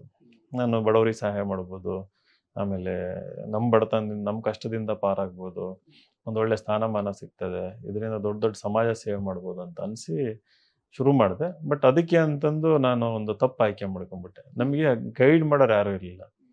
ನಾನು MSc ಕೆಮಿಸ್ಟ್ರಿ ತೊಗೊಂಡ್ಬಿಟ್ಟೆ. MSc ಕೆಮಿಸ್ಟ್ರಿ ತಗೊಂಡು UPSCನಲ್ಲೂ ಕೆಮಿಸ್ಟ್ರಿ ಸಬ್ಜೆಕ್ಟ್ ತೊಗೊಂಡ್ಬಿಟ್ಟೆ ನಾನು. ಯಾರೋ ಗೈಡ್ ಮಾಡೋರು ಇದ್ದಿದ್ರೆ ಮೇ ಬಿ ನಾನು ಮೈಸೂರು ಯೂನಿವರ್ಸಿಟಿಗೆ ಹೋಗಿ MA ಕನ್ನಡ ಸಾಹಿತ್ಯ ತೊಗೊಂಡು ಮೇ ಬಿ ಕನ್ನಡ ಸಾಹಿತ್ಯ ಒಂದು ಐಚ್ಛಿಕ ವಿಷಯ ಅಂತ ತೊಗೋಬೋದಿತ್ತೇನೋ. ಸೊ ಹಂಗಾಗಿ ನನ್ನ ಫಸ್ಟ್ ಅಟೆಂಪ್ಟು ವೇಸ್ಟ್ ಆಗೋಗ್ಬಿಡ್ತು. ಸರ್, ಏಪ್ರಿಲ್ 2, 2011 UPSCಯ ದೆಹಲಿಯ ಧೋಲ್ಪುರ್ ಭವನದಲ್ಲಿ ನೀವು ಇಂಟರ್ವ್ಯೂನ ಕೊಡ್ತೀರಾ. ಸುಮಾರು 30 ನಿಮಿಷಗಳ ಕಾಲ ನಡೆದಂಥ ಇಂಟರ್ವ್ಯೂನಲ್ಲಿ ನಿಮಗೆ one of the highest marks ಬರುತ್ತೆ. ಆದರೆ ನಮ್ಮ ಹೋಲಿ PDF ಅಂತ ಕರೆಸ್ಕೊಳ್ಳುವಂಥ ಫೈನಲ್ ಲಿಸ್ಟಲ್ಲಿ ನೀವು 2 ಅಂಕಗಳಿಂದ UPSC ಕ್ಲಿಯರ್ ಮಾಡೋದನ್ನು ತಪ್ಪಿಸ್ಕೊಳ್ತೀರಾ. ಸರ್, ಒಟ್ಟಾರೆ ಇಂಟರ್ವ್ಯೂನ ಅನುಭವ ಹೇಗಿತ್ತು? ಮತ್ತು ಆ 2 ಅಂಕಗಳ ವಿಚಾರವನ್ನು ಈಗ ನೆನಪಿಸ್ಕೊಂಡ್ರೆ 2 ಅಂಕಗಳಿಂದ ನಾನು ಪಾಸ್ ಆಗದೇ ಇರೋದೇ ಒಳ್ಳೇದಾಯಿತು ಅಂತ ಈಗ ಅನ್ಸುತ್ತಾ? ಯಾವ ಥರ ಥಾಟ್ ಇದೆ ಸರ್ ನಿಮಗೆ? ಡೆಲ್ಲಿನಲ್ಲಿ ಇಂಟರ್ವ್ಯೂ ಕಾಲ್ ಬಂದಾಗ ನಾನು PDO ಆಗಿದ್ದೆ, ಅಂದರೆ ಕರ್ನಾಟಕದಲ್ಲಿ PDO ಆಗಿದ್ದೆ. ಸೊ ಡೆಲ್ಲಿಗೆ ಹೋದಾಗ ಆ್ಯಸ್ ಎ PDO ಅಲ್ಲಿಗೆ ಹೋಗಿದ್ದು. ಒಂದು ಬ್ಯಾಗ್ ತುಂಬ ನನ್ನ ಮ್ಯಾಗ್ಝಿನ್ಸ್ ಬುಕ್ಸ್ ಎಲ್ಲ ತಗೊಂಡು ಕರ್ನಾಟಕ ಭವನದಲ್ಲಿ ಹೋಗಿದ್ದು. ಡೆಲ್ಲಿನಲ್ಲಿ ಕರ್ನಾಟಕ ಭವನ 3 ಬಿಲ್ಡಿಂಗ್ ಇದೆ, 1, 2, 3 ಅಂತ. ಅಲ್ಲಿ KB 2 ಅನಿಸುತ್ತೆ. ಅಲ್ಲಿ UPSC ಆಸ್ಪಿರೆಂಟ್ಸಿಗೆ ರೂಮ್ಗಳೆಲ್ಲ ಮಾಡಿಕೊಡ್ತಾ ಇದ್ರು. ಅವಾಗೆಲ್ಲ 1 ತಿಂಗಳೆಲ್ಲ ಎಲ್ಲ ಕೊಡ್ತಾ ಇದ್ರು. ನಾವು 1 ತಿಂಗಳು ಮುಂಚೆನೇ ಹೋಗ್ಬಿಟ್ಟಿದ್ದೆ ಇಲ್ಲಿ ರಜೆ ಹಾಕೊಂಡ್ಬಿಟ್ಟು. ಹೋಗಿ ಅಲ್ಲಿ ಭಾಳ ಜನ ಬಂದಿದ್ರು ನಮ್ಮ ಥರನೇ ಇಂಟರ್ವ್ಯೂ ಕೊಡೋದಕ್ಕೆ. ಬಟ್ ಕೆಲವೊಬ್ರು ಈ RV ಕಾಲೇಜಿಂದ ಬಂದಿದ್ರು, ಕೆಲವೊಬ್ರು IIM ಇಂದ ಬಂದಿದ್ರು, ಪ್ರತಿಷ್ಠಿತ ಇನ್ಸ್ಟಿಟ್ಯೂಷನ್ ಇಂದ ಬಂದಿದ್ರು. ಅವ್ರದ್ದು ಆಟಿಟ್ಯೂಡ್ ಎಲ್ಲ ಒಂಥರ ಕಾನ್ಫಿಡೆಂಟ್ ಆಗಿರ್ತಾ ಇತ್ತು. ಬಟ್ ಲಕ್ಕಿಲಿ PDO ಆಗಿದ್ದರಿಂದ ನಂದು ಒಂದು ಕಾನ್ಫಿಡೆನ್ಸ್ ಡೆವಲಪ್ ಆಗಿತ್ತು. ಅಲ್ಲಿ ವಿಚಾರ ವಿನಿಮಯ ಎಲ್ಲ ಮಾಡ್ಕೊಂತಿದ್ವಿ. ಬಟ್ ಡೆಲ್ಲಿಗೆ ಹೋದ್ಮೇಲೂ ಕ್ಯೂರಿಯಸ್ಸೇ ನಾನು. ಏನೇನಿದೆ ಎಲ್ಲ ಫಸ್ಟ್ ಟೈಮ್ ಬಂದಿದ್ದೀವಲ್ಲ. ರೆಡ್ ಫೋರ್ಟ್ ಎಲ್ಲ ನೋಡೋಕೆ ಹೋಗಿದ್ವಿ. ಆಮೇಲೆ ಅದೇ ಮೂಮೆಂಟಲ್ಲಿ ಈ Anna Hazare India against corruption ಪೀಕಲ್ಲಿ ನಡೀತಾ ಇದೆ. ನಾವು ಇಂಟ್ರ್ಯೂ ಆ ಮಂತಲ್ಲೇನೆ ಫುಲ್ಲು ಪೀಕಲ್ಲಿ ಎಲ್ಲಿ ರಾಮಲೀಲಾ ಅಲ್ಲ ಫಸ್ಟು ಜಂತರ್ ಮಂತರಲ್ಲಿ. ಸೊ ನಾನು ಇನ್ನೊಬ್ಬರು ನಮ್ಮ ಫ್ರೆಂಡ್ ಇದ್ರು ಸಂತೋಷ್ ಹೆಗಡೆ ಅಂತಂದು. ಈಸ್ ರೈಲ್ವೆ ಫ್ರೆಂಡ್, ಅಂದರೆ ಆ ಟೈಮಲ್ಲಿ ಫ್ರೆಂಡ್ ಆಗಿದ್ದು. ರೈಲ್ವೆ ಇದರಲ್ಲಿರುವಂಥದ್ದು ಈ ಸರ್ವಿಸಲ್ಲಿ. ನಾವೇನು ಮಾಡ್ತಾ ಇದ್ವಿ, ಜಂತರ್ ಮಂತರ್ ಹೋಗ್ತಾ ಇದ್ವಿ ಡೈಲಿ ಬೆಳಗ್ಗೆನೇ ಹೋಗಿ. ಆವಾಗೆಲ್ಲ ಅರವಿಂದ್ ಕೇಜ್ರಿವಾಲ್ ಇಲ್ಲಿ, ಯೋಗೇಂದ್ರ ಯಾದವ್ ಇಲ್ಲಿ, ಇನ್ನೊಬ್ರು ಸ್ವಾಮಿ ಯಜ್ಞವೇಶ್ ಅಂತ ತೀರ್ಕೊಂಡ್ಬಿಟ್ರು ಅವರು, ಆಮೇಲೆ ಪ್ರಶಾಂತ್ ಭೂಷಣ್, ಆಮೇಲೆ ಅವರಪ್ಪ ಒಬ್ಬರು ಇನ್ನೊಬ್ರು ಭೂಷಣ್ ಅಂತ ಸೀನಿಯರ್ ವಕೀಲರು ಸುಪ್ರೀಂ ಕೋರ್ಟು, ಆಮೇಲೆ ಈ ಮೇಧಾ ಪಾಟ್ಕರು ಎಲ್ಲ ಅಲ್ಲೇ. ನಾವೇನು ಬುಕ್ಸಲ್ಲಿ ಓದ್ತಾ ಇದ್ವಿ ಎಲ್ಲ ಅಲ್ಲೇ ಒಂದು ಕಡೆ ಸಿಗ್ತಾಯಿದ್ರು. ಹಿಂಗೆ UPSC ಇಂಟರ್ವ್ಯೂ ಕೊಡೋಕೆ ಬಂದಿದ್ದ ಸ್ಕೋಪ್ ತಗೊಂತ ಇದ್ದೆ ನಾನು. ಇಲ್ಲಿ ಅರವಿಂದ್ ಕೇಜ್ರಿವಾಲ್ ಆತ ಆ್ಯಕ್ಚುಲಿ ಒಂದು ಮಾತು ಹೇಳಿದ್ರು ಅವಾಗ. ಅರವಿಂದ್ ಕೇಜ್ರಿವಾಲ್, इससे क्या करोगे, कुछ नहीं होगा, तुम हमारे साथ आ जाओ, हमारे ಮೂಮೆಂಟ್ ಜಾಯಿನ್ करो, आगे पॉलिटिक्स में जाओगे, ऐसे ಹಿಂಗೇನೋ ಹೇಳಿದ್ರು ನಮಗೆ. ನಮಗೆ UPSC ಇಂಟರ್ವ್ಯೂ ಕೊಡೋ IAS ಆಗೋ ಹಂತದಲ್ಲಿದ್ದೀವಿ, ಇನ್ನೇನು ಇಂಟರ್ವ್ಯೂ ಕೊಟ್ಬಿಟ್ರೆ IAS ಆಗ್ಬಿಡ್ತೀವಿ ಅನ್ನೋರಿಗೆ ಅದು ಅದ್ರ ಮಹತ್ವ ನಾವು ಅರ್ಥ ಮಾಡ್ಕೊಳ್ಳಿಲ್ಲ. ಸೊ ಒಂದೊಂದ್ಸರಿ ಅನ್ಸಿದ್ದುಂಟು, ಹಂಗೆ ಹೇಳಿದ್ರೆ ಅರವಿಂದ್ ಕೇಜ್ರಿವಾಲ್ ಜೊತೆ ಹೋಗ್ಬಿಟ್ಟಿದ್ರೆ ಡೆಲ್ಲಿನಲ್ಲಿ ಮಿನಿಸ್ಟರ್ ಆಗ್ಬಿಡ್ತಿದ್ನೇನೋ ಅಂತಂದು. ಓಕೆ, ಇನಿಷಿಯಲ್ ಡೇಸ್ ಅದು, ರೈಟ್. ಸೊ ಬಟ್ ಆಮೇಲೆ ಈಗ ಆಪ್ ಏನೇನು ಆಗೋಯ್ತದೋ. So that is another case. Interview ಅನುಭವ ಹೆಂಗಿತ್ತು ಅಂತಂದರೆ, ಮೊದಲನೇ ಸಾರಿ ನಾನು ಮಾರ್ಕ್ ಕೊಡೋಕೆ ಹೋದಾಗ ಡೆಲ್ಲಿ ಕನ್ನಡ ಸಂಘದಲ್ಲಿ ಕಾನ್ಫಿಡೆನ್ಸ್ ಇರಲಿಲ್ಲ ನನಗೆ. ಯಾಕಂದರೆ ಫಸ್ಟ್ ಟೈಮ್ ಎಕ್ಸ್ಪೀರಿಯನ್ಸ್. ಒಂದು 5 ಜನ ಸೀನಿಯರ್ ಆಫೀಸರ್ಸ್ ಕೂತಿದ್ರು. ಅದು ಅಣುಕು ಸಂದರ್ಶನ. ಅಲ್ಲಿ ನನಗೆ ಸ್ವಲ್ಪ ನರ್ವಸ್ ಆದೆ. ಬಟ್ ಅವರೆಲ್ಲ ಧೈರ್ಯ ತುಂಬಿದ್ರು. ವಿಜಯ್ ಭಾಸ್ಕರ್ ಸರ್ ಅಂತಂದು ಮತ್ತು ಕೇದಾರ್ನಾಥ್ ಸರ್ ಅಂತ. ಎಸ್ಪೆಷಲಿ ವಿಜಯ್ ಭಾಸ್ಕರ್ ಸರ್ ಅವರು ಮುಂದೆ ಕರ್ನಾಟಕ ರಾಜ್ಯದ ಮುಖ್ಯ ಕಾರ್ಯದರ್ಶಿಯಾಗಿ ಇದಾದರು. ಭಾಳ ಜೆಂಟ್ಲ್ಮನ್ ಅವರು, ಎನ್ಕರೇಜ್ ಮಾಡಿದರು. ಅವತ್ತೇ ಇನ್ನೊಂದು ಮಾರ್ಕು ಕೊಟ್ಟೆ. 2ನೇ ಮಾರ್ಕ್ ಕೊಟ್ಟಾಗ ಭಾಳ ಸಂತೋಷ ಆಯಿತು ಅವರಿಗೆ. ಏನು ಬೆಳಗ್ಗೆ ನೀನು ನರ್ವಸ್ ಆಗಿದ್ದೆ, ಈಗ ನೋಡಿದರೆ ಫುಲ್ಲು ಫಾರ್ಮಲ್ ಇದೆಯಾ, ನಿನಗೆ ಹೈಯೆಸ್ಟ್ ಮಾರ್ಕ್ಸ್ ಬರುತ್ತೆ ಇಂಟರ್ವ್ಯೂನಲ್ಲಿ, ಐ ಥಿಂಕ್ ನೀನು ಆಫೀಸರಾಗಿ ನೋಡ್ತೀವಿ ನಿನ್ನನ್ನು ಅಂತಂದು ಹಂಗೆ ಹೇಳಿದರು. ಯಾಕಂದರೆ ಅವರು ಸೀನಿಯರ್ ಮೋಸ್ಟ್ IAS ಆಫೀಸರ್ ಬಾಯಲ್ಲಿ ಸುಮ್ಮನೆ ಬರಲ್ಲ. ಹಂಗೆ ಬಂದಿದೆ ಅಂದರೆ ನಮ್ಮಲ್ಲಿ ಏನೋ ವಿಶೇಷತೆ ನೋಡಿದ್ದಾರೆ ಅಂತಂದು. ನಾನು ಮತ್ತೆಲ್ಲಿ ಮಾರ್ಕ್ ಕೊಡೋಕೆ ಹೋಗಲಿಲ್ಲ. ಒಂದು ವಾರ ಫುಲ್ ಅದನ್ನೇ ರಿವೈಂಡ್ ಮಾಡ್ಕೊಂಡು ಆ್ಯಕ್ಚುಲ್ ಇಂಟರ್ವ್ಯೂಗೆ ಹೋದಾಗ ಆರಾಮಾಗಿದ್ದೆ ನಾನು ಅವತ್ತು. ಯಾವುದೇ 0.1% ನನಗೆ ನರ್ವಸ್ನೆಸ್ ಅನ್ನೋದಾಗಲಿಲ್ಲ, ಏನಿಲ್ಲ. ನಾನು ಡಿಸೈಡ್ ಮಾಡ್ಕೊಂಡಿದ್ದೆ, there is nothing to lose, ಆಯಿತಾ. ನಮ್ಮ ವಿಜಯ್ ಭಾಸ್ಕರ್ ಸರ್ ಅಂಥವರೇ ಹೇಳಿದ್ದಾರೆ ಚೆನ್ನಾಗಿದೆ ಅಂತಂದು. ಆಮೇಲೆ ನಾನು ನವೋದಯ ಸ್ಕೂಲ್ ಓದಿದ್ದೀನಿ, PDO ಆಗಿದ್ದೀನಿ, ground level grass root level reality ಗೊತ್ತು. ಸೊ ಏನು ಕೇಳಿದ್ರು ಮತ್ತು ಇನ್ನೊಂದು ಪ್ರಾಮಾಣಿಕವಾಗಿ ಬದುಕಿದ್ರಿಂದ ಪ್ರಾಮಾಣಿಕವಾಗಿ ಉತ್ತರ ಕೊಡ್ತೀನಿ ಅನ್ನೋ ಒಂದು ಧೈರ್ಯ ಆಯಿತು ನನಗೆ. ಗೊತ್ತಿರೋದನ್ನ ಹೇಳೋಣ, ಗೊತ್ತಿರೋದನ್ನು ಇಲ್ಲ ಅಂತ ಹೇಳೋಣ, ಭಯ ಏನಕ್ಕೆ. ಸೊ ಹೋದೆ. IMG ಖಾನ್ ಅಂತಂದು ಅವ್ರ ಬೋರ್ಡ್ ಇತ್ತು, ಚೇರ್ಮನ್ ಆಗಿದ್ದರು. ವಂಡರ್ಫುಲ್, ಲೈಕ್ ಭಾಳ ಜೆಂಟ್ಲ್ಮನ್ ಟೈಪ್ ಅವರು. ಭಾಳ ಕ್ಯೂರಿಯಸ್ ಆಗಿ ಎಲ್ಲ ನೋಡಿದರು, ಕೇಳಿಸ್ಕೊಂಡ್ರು, ಭಾಳ ಇಷ್ಟಪಟ್ಟರು. ಅಲ್ಲೇ ಎನ್ಕರೇಜ್ ಮಾಡಿದರು. ಇಂಟರ್ವ್ಯೂ ಕೊಟ್ಟು ಹೊರ ಬರೋಷ್ಟೊತ್ತಿಗೆ ನನಗೆ ಎಷ್ಟು ಗುಡ್ ಫೀಲಿಂಗ್ ಇತ್ತು ಅಂದರೆ ನನಗೆ ಗೊತ್ತಿತ್ತು ನಾನು IAS ಆಗಿಬಿಟ್ಟೆ, ಇಂಟರ್ವ್ಯೂನಲ್ಲಿ ಒಳ್ಳೆ ಮಾರ್ಕ್ಸ್ ಬಂದೇ ಬರುತ್ತೆ ಅಂತ. ಮೇನ್ಸು ಚೆನ್ನಾಗೇ ಮಾಡಿದ್ದೆ ನಾನು. ಬಟ್ ಮಾರ್ಕ್ಸ್ ಬಂದಾಗ ಗೊತ್ತಾಯಿತು ಜಿಯೋಗ್ರಫಿನಲ್ಲಿ ಭಾಳ ಕಡಿಮೆ ಬಂತು, ಐಚ್ಛಿಕ ವಿಷಯ. ಆ ವರ್ಷ ಎಲ್ಲರಿಗೂ ಕಡಿಮೆ ಬಂದುಬಿಟ್ಟಿತ್ತು. ಅದರಲ್ಲಿ ಇನ್ನೊಂದು 20-30 ಮಾರ್ಕ್ಸ್ ಬಂದಿದ್ದರೆ ನನಗೆ IAS. But overall rank miss ಆಗಿದ್ದು 2 ಮಾರ್ಕ್ಸಿಂದ. ಬಟ್ ಏನು ಬೇಜಾರೇನಾಗಲಿಲ್ಲ. ಆ ಮೊಮೆಂಟ್ ಆಯಿತು. ಬಟ್ ನಾನು ಹೇಳಿದ್ನಲ್ಲ, ಹಿಂದೆ ಭಾಳ ಎಷ್ಟೊಂದು ಏಳು ಬೀಳನ್ನು ಅನುಭವಿಸಿದ್ರಿಂದ ಬಿದ್ದ ತಕ್ಷಣ ಎದ್ದು ಓಡೋದು ನನಗೆ ಅಭ್ಯಾಸ ಆಗೋಗಿತ್ತು. ಹಂಗಾಗಿ immediately started focusing on other options, especially ನನ್ನ ಬ್ಲಾಗಿಂಗ್. ಸರ್, ನೀವು ಈಗಾಗಲೇ ಹೇಳಿದಾಗೆ ಪಂಚಾಯತ್ ಅಭಿವೃದ್ಧಿ ಅಧಿಕಾರಿಯಾಗಿ ಕೆಲಸ ಮಾಡ್ತಿರ್ತೀರಾ. UPSC ಓದ್ತಾನೆ PDO ಆಗಿ ಕೆಲಸ ಮಾಡ್ತಿರ್ತೀರಾ. ಭಾಳ ಒಳ್ಳೆ ಕೆಲಸ ಮಾಡ್ತಿರ್ತೀರಾ ಹಳ್ಳಿ ಭಾಗದಲ್ಲಿ. CFL ಬಲ್ಬ್‌ಗಳ ಅಳವಡಿಕೆ ಆಗಿರ್ಬೋದು, ಶೌಚಾಲಯಗಳ ನಿರ್ಮಾಣಕ್ಕೆ ಒಂದು ಜಾಗೃತಿ ಮೂಡಿಸೋದಾಗಿರ್ಬೋದು, ರಸ್ತೆ ಪಕ್ಕ ಒಂದು ಏನೋ ಒಂದು ಕ್ಲೀನ್ಲಿನೆಸ್ ಕೆಲಸ ಆಗಿರ್ಬೋದು, ಬ್ಯಾಂಕ್ ಅಕೌಂಟ್‌ಗಳನ್ನು ಓಪನ್ ಮಾಡಿಸೋದಾಗಿರ್ಬೋದು, ಬಹಳ ಅದ್ಭುತವಾಗಿ ಕೆಲಸ ಮಾಡ್ತಿರ್ತೀರಾ. ಆ ಇಡೀ ಹಳ್ಳಿಗಳಿಗೆ ಒಂದು ರೀತಿಯ DC ಆಗಿ ಕೆಲಸ ಮಾಡ್ತಿರ್ತೀರಾ. ಸರ್, ಸಡನ್ ಆಗಿ ಒಂದು ದಿನ ನೀವು PDO ಹುದ್ದೆಗೆ ರಾಜೀನಾಮೆ ಕೊಡ್ತೀರಾ. ಯಾವೊಂದು ಪಾಯಿಂಟ್, ಯಾವೊಂದು ವ್ಯಕ್ತಿ ಅಥವಾ ಯಾವೊಂದು ಸಂದರ್ಭ ನಿಮ್ಮನ್ನ ರಾಜೀನಾಮೆ ಕೊಡ್ಲಿಕ್ಕೆ ಟ್ರಿಗರ್ ಮಾಡ್ತು? ನಾನು ಪಂಚಾಯತ್ ಅಭಿವೃದ್ಧಿ ಅಧಿಕಾರಿ ಫಸ್ಟ್ ಟೈಮ್ ನೋಟಿಫಿಕೇಶನ್ ಬಂದಾಗ ನಮಗೆಲ್ಲ ಭಾಳ ಸಂತೋಷ ಆಗಿತ್ತು. ಕರ್ನಾಟಕದಲ್ಲಿ ಈ ರೀತಿ ಪಂಚಾಯತ್ ರಾಜ್ ವ್ಯವಸ್ಥೆ ಗಟ್ಟಿಗೊಳಿಸೋದಕ್ಕೆ ಸರ್ಕಾರ ಈ ರೀತಿ ಶೋಭಾ ಕರಂದ್ಲಾಜೆ RDPR ಮಿನಿಸ್ಟರ್ ಇದ್ದ ಆ ಟೈಮಲ್ಲಿ BJP ಗೌರ್ಮೆಂಟ್ ಇತ್ತು. ಅವರಿಗೆ ಒಂದು ನಿರ್ಧಾರ ತಗೊಂಡಾಗ ನಾವು ಸಿಕ್ಕಾಬಿಟ್ಟೆ ಟ್ಯಾಲೆಂಟೆಡ್, ಎಜುಕೇಟೆಡ್, ಯಾರೋ ನಾನು ಮೈಸೂರು ಆಯ್ಕೆ ಮಾಡ್ಕೊಂಡಿದ್ದೆ. ಫಾರಿನ್ನಿಂದ ಡಿಗ್ರಿ ತೊಗೊಂಡು ಬಂದಿರೋರು, RV ಕಾಲೇಜಲ್ಲಿ BA ಮಾಡಿರೋರು, ದೊಡ್ಡ ದೊಡ್ಡ ಕಂಪ್ನಿಗಳಲ್ಲಿ ಕೆಲಸ ಮಾಡೋಂಥವ್ರು, ಪ್ರೈವೇಟಲ್ಲಿ, ಒರಾಕಲಲ್ಲಿ, ವಿಪ್ರೋ, TCS ಅಂಥ ಕಡೆ ಕೆಲಸ ಮಾಡೋರೆಲ್ಲ ಬಿಟ್ಟು ಇದಕ್ಕೆ ಬಂದಿದ್ದರು. ಏನು ಉದ್ದೇಶ? ನಮ್ಮ ಗ್ರಾಮಗಳನ್ನು ಸಬಲೀಕರಣ ಮಾಡಬೇಕು, ಅಭಿವೃದ್ಧಿ ಮಾಡಬೇಕು. ಗಾಂಧೀಜಿ ಒಂದು ಕನಸಿತ್ತಲ್ಲ, ಗ್ರಾಮ ಸ್ವರಾಜ್ಯ ಅನ್ನೋದನ್ನು. ಯಾಕಂದ್ರೆ ನಾವು UPSC ರೆಡಿ ಆಗಿದ್ದರಿಂದ ಅದೊಂದು ಥಿಯರಿಟಿಕಲಿ ಒಂದು ವಿಷನ್ ಡೆವಲಪ್ ಆಗಿತ್ತು. ಆಮೇಲೆ ಅದೇ ಟೈಮಲ್ಲಿ ನಮ್ಮ APJ ಅಬ್ದುಲ್ ಕಲಾಂ ಅವರು ಕೂಡ ಒಂದು ಪುರಾ ಅನ್ನೋ ಒಂದು ಮಾಡೆಲ್ ಕೊಟ್ಟಿದ್ರು, providing urban amenities in rural areas ಅನ್ನೋದು. ಸೊ ಹಳ್ಳಿಗಳು ಅಂತಂದರೆ ನಗರದಲ್ಲಿರುವಂಥ ಸೌಲಭ್ಯಗಳು ಹಳ್ಳಿಗಳಲ್ಲೂ ಸಿಗಬೇಕು. ಹಳ್ಳಿ ಜನರ ಒಂದು ಕ್ವಾಲಿಟಿ ಆಫ್ ಲೈಫ್ ನಗರದಲ್ಲಿರೋ ರೀತಿಯಲ್ಲೇ ಇರಬೇಕು. ಅವರು ಕೂಡ ವಾಕ್ ಹೋಗಬೇಕು, ಕೆರೆ ಸುತ್ತಮುತ್ತ ಪಾರ್ಕ್ಗಳು ಇರಬೇಕು, ಕೆರೆ ನೈರ್ಮಲ್ಯ ಇರಬೇಕು, ಒಳ್ಳೆ ಕುಡಿಯೋ ನೀರು ಸಿಗಬೇಕು, ಆಟ ಆಡೋದಕ್ಕೆ ಅವ್ರ ಮಕ್ಕಳು ಕೂಡ ಎಲ್ಲ ಅಮ್ಯುನಿಟೀಸು, ಸ್ವಿಮ್ಮಿಂಗ್ ಪೂಲಿಂದ ಹಿಡಿದು ಎಲ್ಲ ಇರಬೇಕು. ಈ ರೀತಿ ಒಂದು ವಿಷನ್ ಡೆವಲಪ್ ಆಗಿತ್ತು. PDO ಹೋದ್ರೆ ಇವೆಲ್ಲ ಮಾಡ್ಬೋದು ಅಂತಂದು ಎಕ್ಸಾಮ್ ಬರೆದ್ವಿ, ಪಾಸ್ ಆದ್ವಿ, ಒಳ್ಳೆ ರ್ಯಾಂಕ್ ಬಂತು. ಅದೇನು ಲಂಚ ತಗೊಳ್ಳದೆ ಸಿಕ್ಕಂಥ ಕೆಲಸ ಅದು. ಭಾಳ ಪ್ರಾಮಾಣಿಕವಾಗಿ ನೇರವಾಗಿ ಆದಂಥ ಒಂದು ನೇಮಕಾತಿ.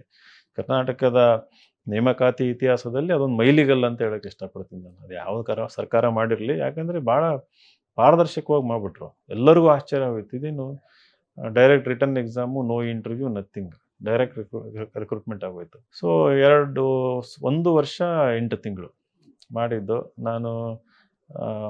ನಮ್ಮ ಪಂಚಾಯಿತಿಯಿಂದ 2 ಕಿಲೋಮೀಟರ್ ದೂರದಲ್ಲಿ ಮನೆ ಮಾಡ್ಕೊಂಡು ಓಡಾಡ್ತಾ ಇದ್ದಿದ್ದೆ. ಎದ್ದು ಬಿದ್ದು ಅಲ್ಲೇ ಇರ್ತಾಯಿದ್ದೆ. ಕೆಲಸ ಮಾಡಿದ್ವಿ, ಒಳ್ಳೆ ಕೆಲಸ ಮಾಡಿದ್ವಿ. ಬಟ್ ನಮ್ಮ ಮೇಲಿದ್ದಂಥ EO, ನಮ್ಮ ಮೇಲಿದ್ದಂಥ DS ಮತ್ತು CEO, ಎಸ್ಪೆಷಲಿ CEO, ಈ ನೇರವಾಗಿ ಬಂದಂಥ IAS ಇವ್ರಿಗೇನಂತಂದರೆ ತಳಮಟ್ಟದ ಅರಿವಿರಲ್ಲ ಇವರಿಗೆ. ಗ್ರಾಸ್ ರೂಟ್ ಲೆವೆಲ್ಲು ಅವೇರ್ನೆಸ್ಸು 0 ಇರುತ್ತದೆ. ಸೊ ಅಲ್ಲಿ rural dynamics, rural psychology, rural sociology ಪೇಪರಲ್ಲಿ ಓದಿರೋದು, ಇಲ್ಲಿ ವಾಸ್ತವದಲ್ಲಿ ಏನಿರುತ್ತೆ ಅನ್ನೋದು ಅವ್ರಿಗೆ ಗೊತ್ತಿರೋದಿಲ್ಲ. ಸೊ ನಮ್ಮನ್ನು ಹರಾಸ್ ಮಾಡ್ತಾಯಿದ್ರು. ಆಮೇಲೆ ನಮಗೆ ರೆಸ್ಪೆಕ್ಟ್ ಕೊಡ್ತಾ ಇರಲಿಲ್ಲ. ಅಟ್ಲೀಸ್ಟ್ ಈ PDO ಎಜುಕೇಟೆಡ್ ಇದ್ದಾರೆ, PDO UPSC ಇಂಟ್ರ್ಯೂ ತನಕ ಹೋಗಿ ಬಂದಿದ್ದಾರೆ. ಸೊ ಅವ್ರನ್ನ ಒಂದು ರೀತಿ ಕಾಲು ಕಸದ ಥರ ಟ್ರೀಟ್ ಮಾಡೋ ಒಂದು ಪ್ರವೃತ್ತಿ ಇತ್ತು. ಸೊ ನಾನು ಮುಂಚೆಯಿಂದ ರೆಬೆಲಿಯಸ್ ಆ್ಯಟಿಟ್ಯೂಡ್ ನಂದು. ಎಲ್ಲಿ ಸ್ವಾಭಿಮಾನ ಇರ್ತದೆ, ಎಲ್ಲಿ ಆತ್ಮಗೌರವ ಇರುತ್ತೆ, ಅಲ್ಲಿ ಇರೋದಕ್ಕೆ ಇಷ್ಟಪಡೋಂಥದ್ದು. ಸೊ ಹಾಗಾಗಿ ಒಂದಿನ ಹೋಗಿ ರಾಜೀನಾಮೆ ತಗೊಂಡು ಬಿಸಾಕಿ ಬಂದೆ. ಬಟ್ ಎಲ್ಲ ಕರೆದು ಅವಮಾನ ಅವೆಲ್ಲ ಎಲ್ಲರಿಗೂ ಆಗ್ತಾಯಿತ್ತು, ನನಗೆ ಒಬ್ಬನಿಗೆ ಅಂತಂದಲ್ಲ, ಎಲ್ಲ PDOಗಳಿಗೂ ಇದೇ ಥರ ಮಾಡ್ತಾಯಿದ್ರು. ಪಾಪ ಎಷ್ಟೊಂದು ಜನ 1.5-2 ವರ್ಷದಲ್ಲಿ BP ಶುಗರು ಬರ್ಸ್ಕೊಂಡ್ಬಿಟ್ರು, ರೈಟ್.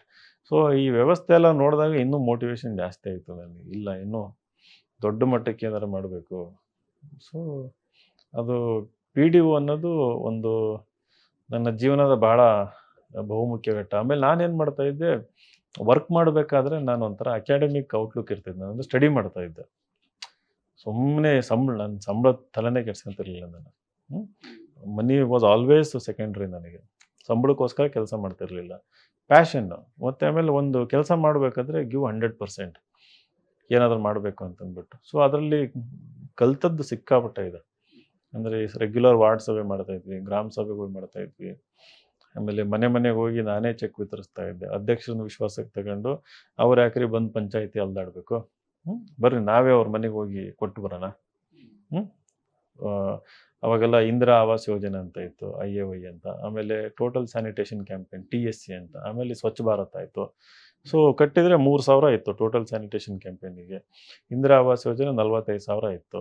ಒಂದು 3 ಹಂತದಲ್ಲಿ ಫೌಂಡೇಶನ್ ಅಂತೆ, ವಾಲು, ಲಿಂಟೆಲ್ ಅಂತ ಹಿಂಗೇನೋ ಬರ್ತಾಯಿತ್ತು.